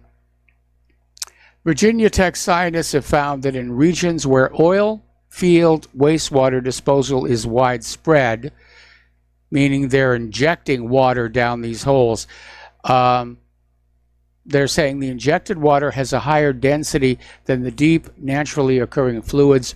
Earthquakes are getting deeper at the same rate as the wastewater sinks. Well, yeah, it makes sense. It's a lubricant. And more than that, if you're putting it down there under pressure, it's going to force the rock apart. Now, out at the 29 Palms military base, they discovered this years ago. They were disposing of some wastewater down an earthquake fault, and all of a sudden they started getting a swarm of quakes. And they stopped pumping the wastewater down the fault, and the quakes stopped. So it's not like this is an entirely new idea. And we know there's quake activity associated with fracking. So this really shouldn't come as a surprise. But I'm sure from the point of view of the oil companies, they're saying, well, we got to put this water someplace. I mean, it's contaminated with oil. It's not like anybody can drink it or cook with it. Well, maybe it needs to be cleaned up. Maybe it needs to be purified. Maybe that could be a new profit center for the oil companies. Clean water. But yeah, of course there's going to be a link between wastewater injection and quakes. We've known that for a long, long time. All right, we're coming up here on another commercial break here. The phone lines are open, 800-313-9443. We'll be right back. And aloha, America. Welcome back to our show here. And let me just clear this out of the way.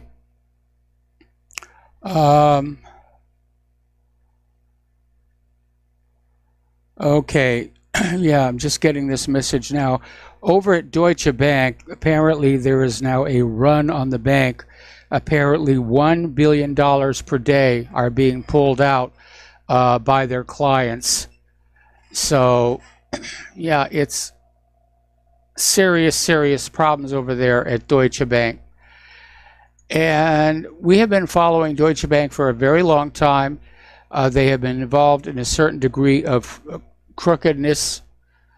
And as I mentioned before, I had a friend who worked for Deutsche Bank who kept dropping hints about some very nasty doings over there and died. They claimed it was a suicide. I'm not convinced, but I didn't pry into it out of respect for the family.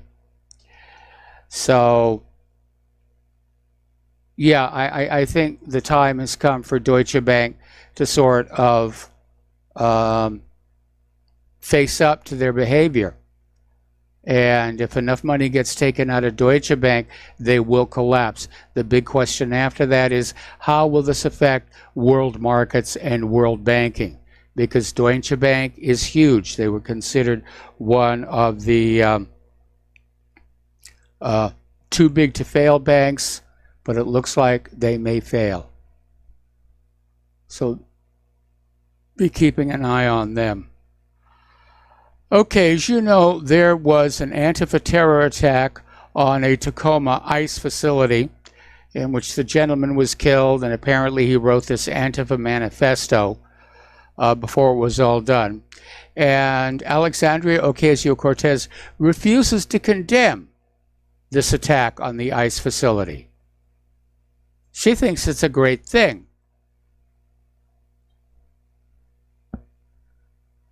She thinks it's wonderful here.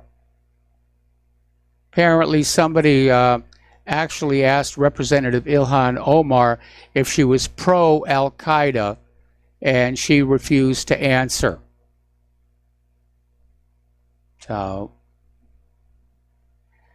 meanwhile, down in Puerto Rico, things are not pleasant.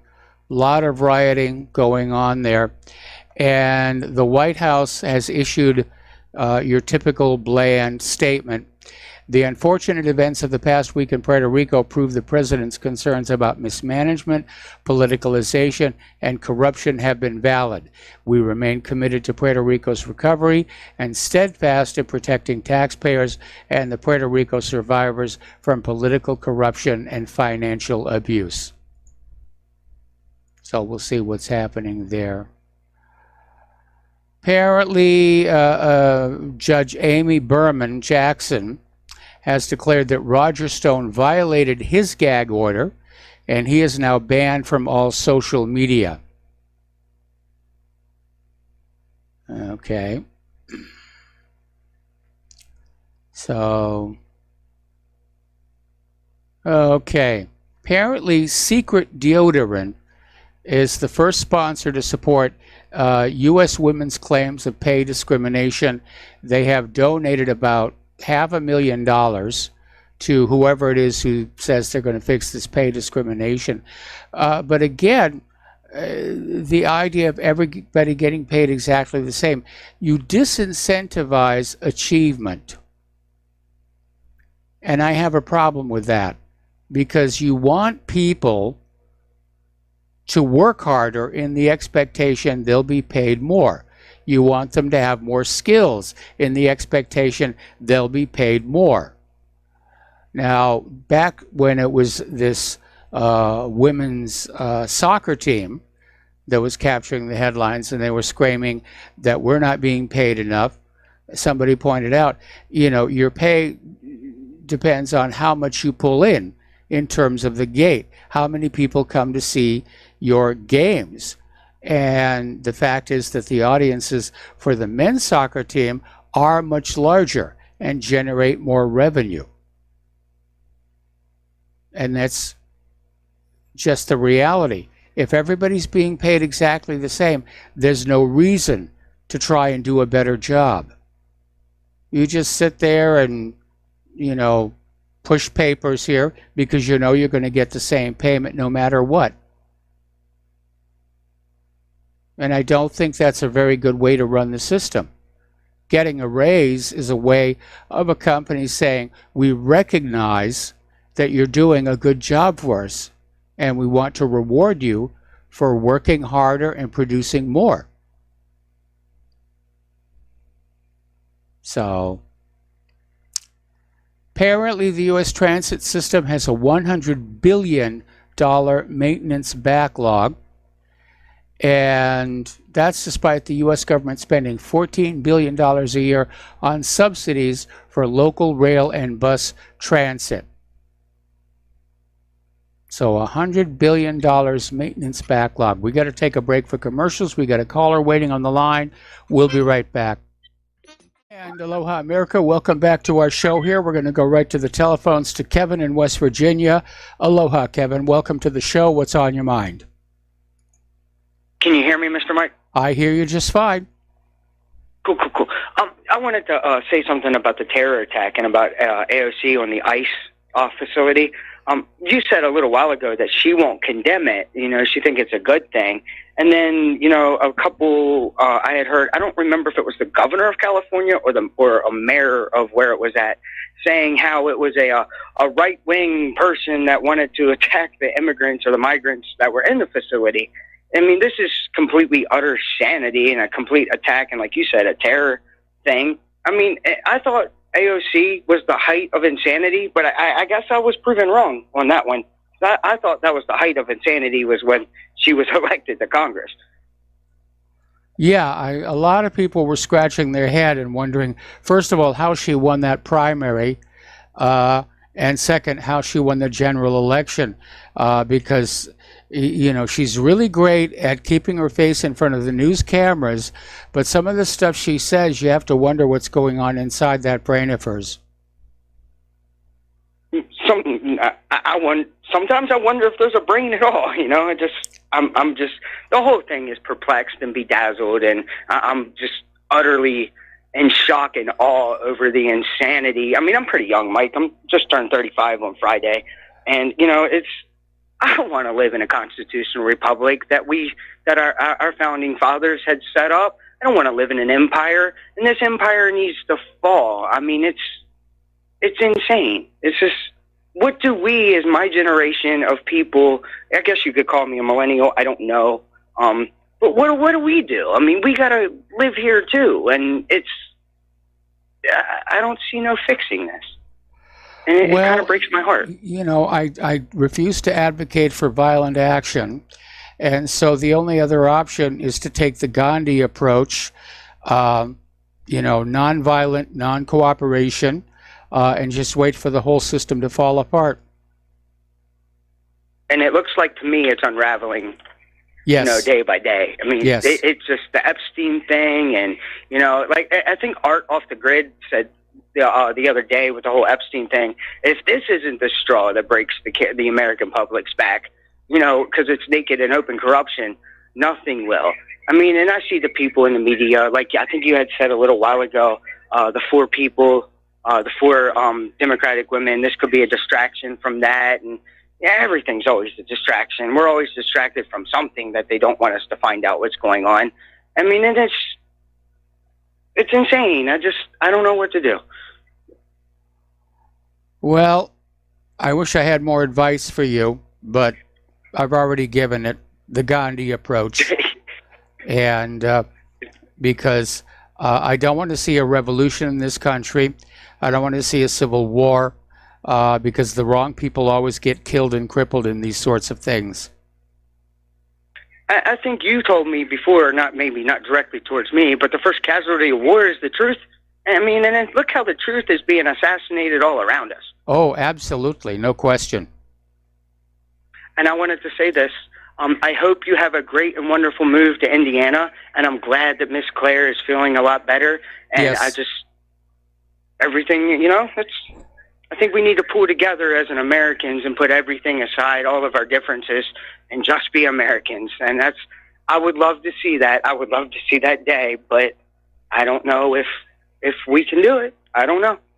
I want to see it. I really do. Just remember, all empires fall. All empires fall. Absolutely. Well, you have a great day, Mr. Mike. All right. Thanks an awful lot, Kevin. We're going to let you go and switch over to Mark in Montana. Aloha, Mark. Welcome to the show. What's on your mind? Thank you. You were talking a little bit earlier about the saltwater disposal and, what they were pumping down hole. Here's the problem. I worked in the oil field for a number of years down in Texas and on the North Slope and a few other places.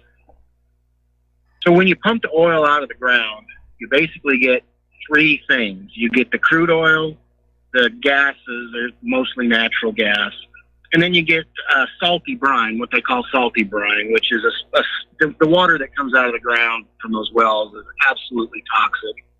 It's full of benzene, it's full of salt water. I mean, it would, if you laid it out on the ground, it'd kill everything.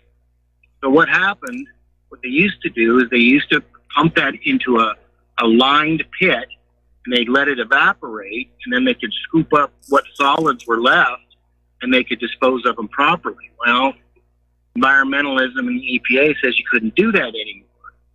So now they have to pump them down hole. And because of, again, EPA restrictions, you can't pump them back down the same hole that you pumped them out of. You have to pump them down a disposal well. And like in West Texas, there wasn't a lot of them. I know that in Oklahoma, there were certain areas where there was one for every 100 wells. So what you're doing is you're displacing the water into a place where it wasn't before. And you're absolutely right. You had mentioned that it fractures up the shale layers, and that's it's causing a problem. And I've always said that. I've been saying that for 10 years, that it's not the drilling and it's not the oil and gas that they're pulling out of the ground that's causing the earthquakes. It's the disposal wells. And if you look at those disposal wells, especially in Ohio, because Ohio was, they've had a hotbed of activity for drilling. If you find where those disposal wells and you draw a circle around them, you'll find that within those circles is where the earthquakes are happening. And I've said that. Nobody believes me. It's not the pumping of the salt water per se. It's the pumping of the salt water down the hole where it wasn't before. Does that make sense? Yes, it makes perfect sense. And I've tried to tell people that it's not that drilling. It's not the drilling at all that causes it.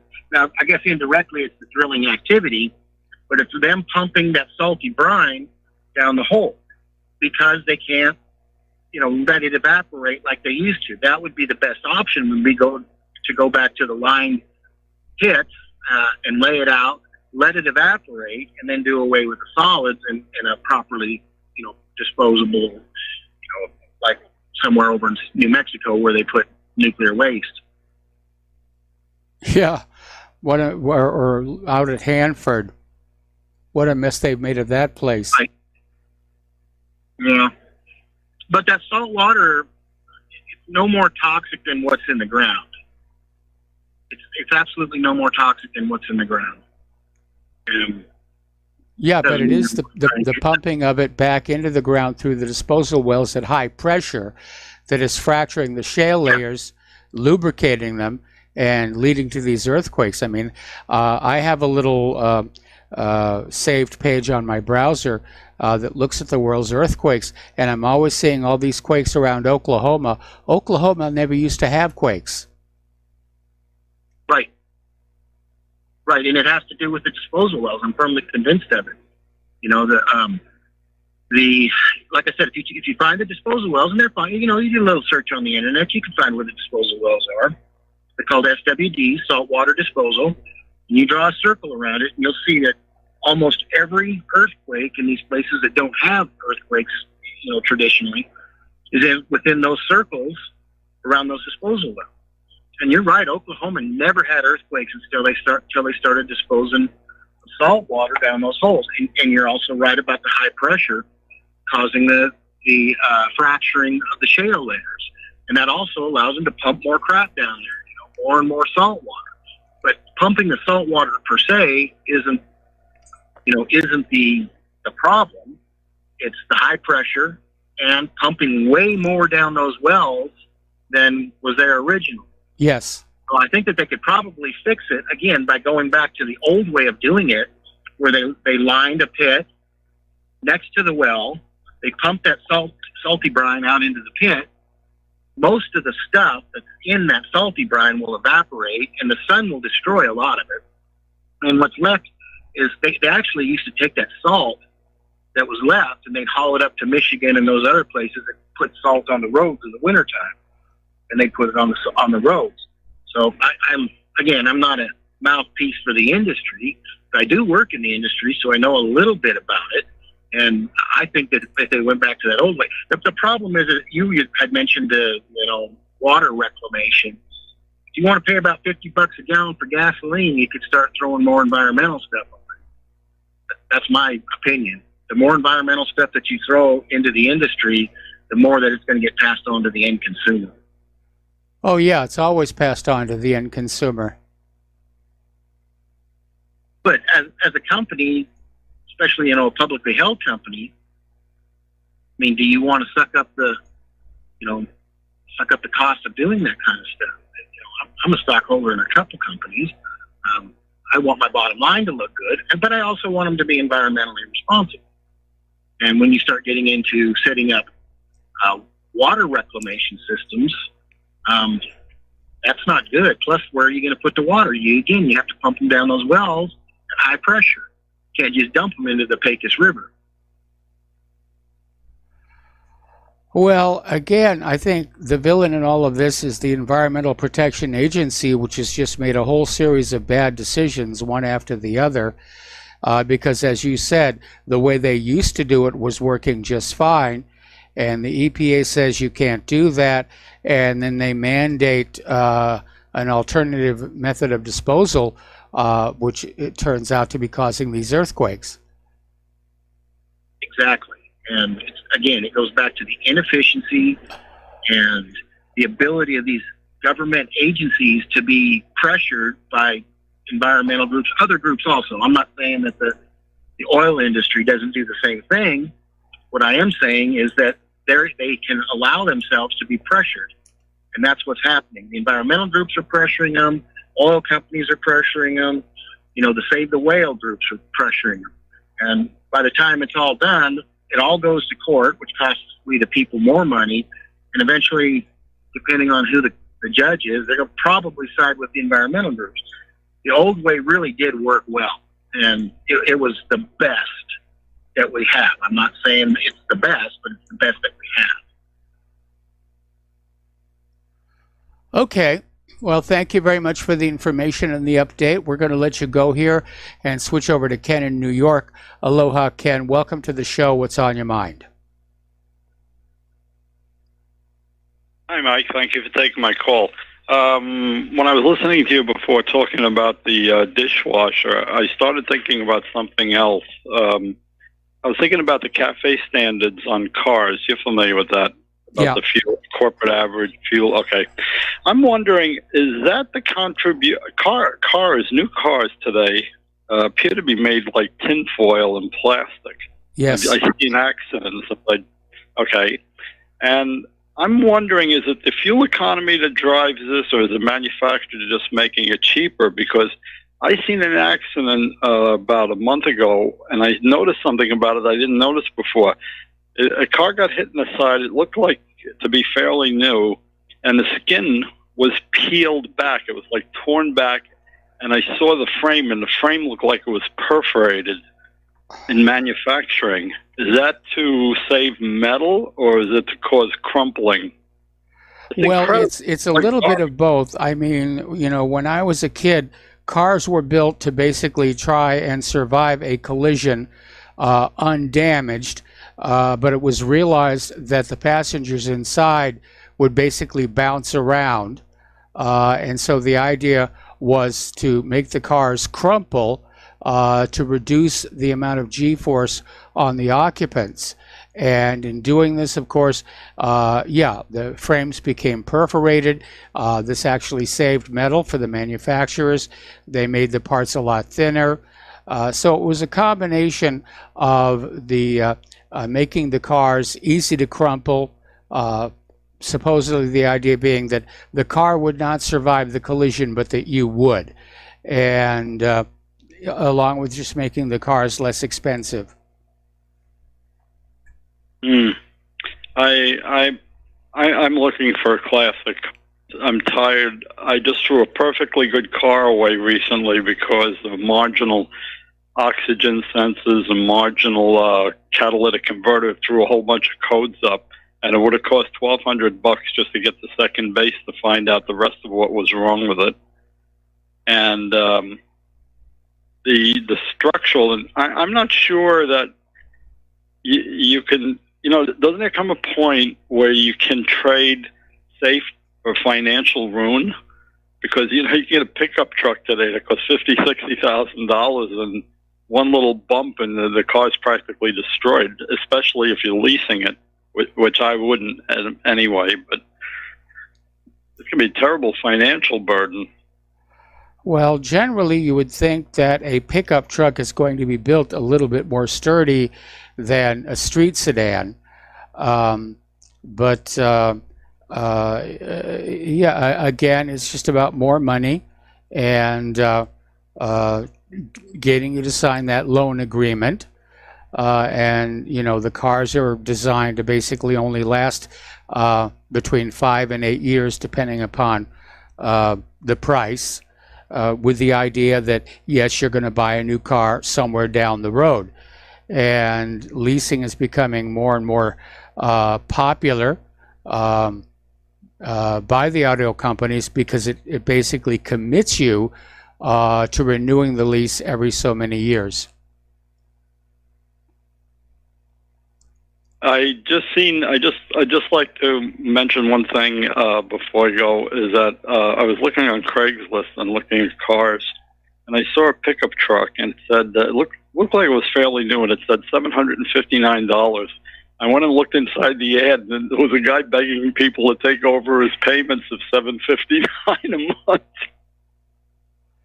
Well, you're going to see a lot of that. You know, people have committed to these car loans, and all of a sudden they lose their job, or they have to take a job at lower pay, and you know they get into trouble. And actually, that would be a wonderful opportunity for somebody who wanted that truck. But you know, the cost of living is getting very high. That's why we're moving to Indiana. We literally cannot afford to live here in Hawaii anymore. And you know, we're starting to look at Indiana and realize the cost of living is going to be much lower down there. Anyway, listen, Ken, need to let you go. Need to take a break for commercials. Back with another phone call after these few words. And aloha, America. Welcome back to our show. Last segment of our program today. We're going to go back to the phones. Al in West Virginia. Aloha, Al. Welcome to the show. What's on your mind? Hi, Mike. I just wanted to recap on that on the oil wells here, the Marcella Shell drilling. There's a lot of that going on here. It has been for years. And what they're doing here is they're after they frack with this what they're putting in the well, which is the chemicals in the water. Then they bring it back up and they separate the sand from the brine, which is the liquid, and all the chemicals.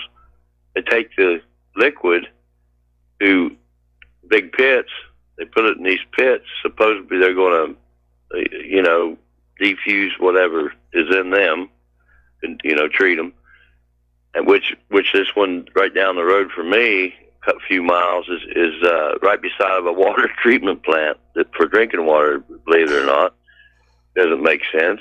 Good but planning. The sand they're putting in these steel boxes, and these steel boxes are about probably 10 foot by 8 foot, and 8 foot wide to fit on these semi-trailers, and they haul them right in the middle. They're sealed up tight, and that's what they fill the sand in. And they're taking them out of state somewhere. I was told Ohio, but I don't know for sure. Now, the sand, supposedly, which the water and sand was all mixed together, is supposed to be highly radioactive, because the deeper that you go into the earth, there's more radiation.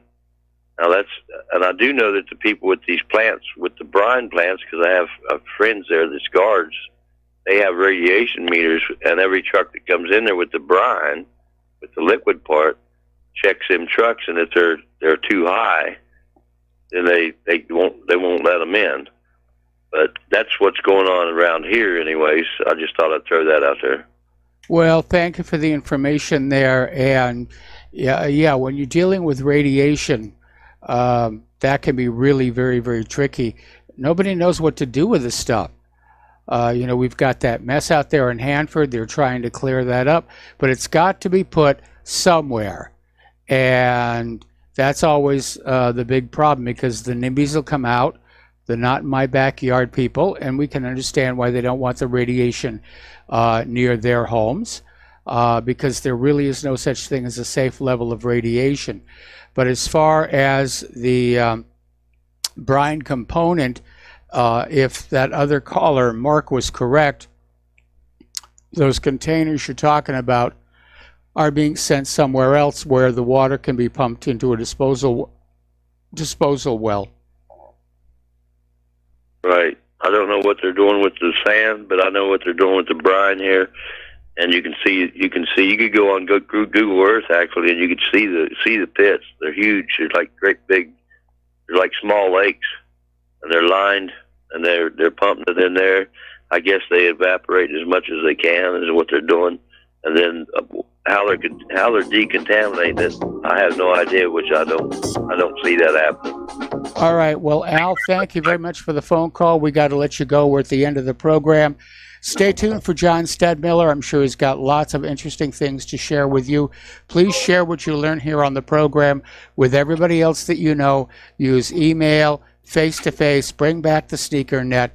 Please donate to Republic Broadcasting. Please donate to whatreallyhappened.com. We'll be back tomorrow. Aloha, America.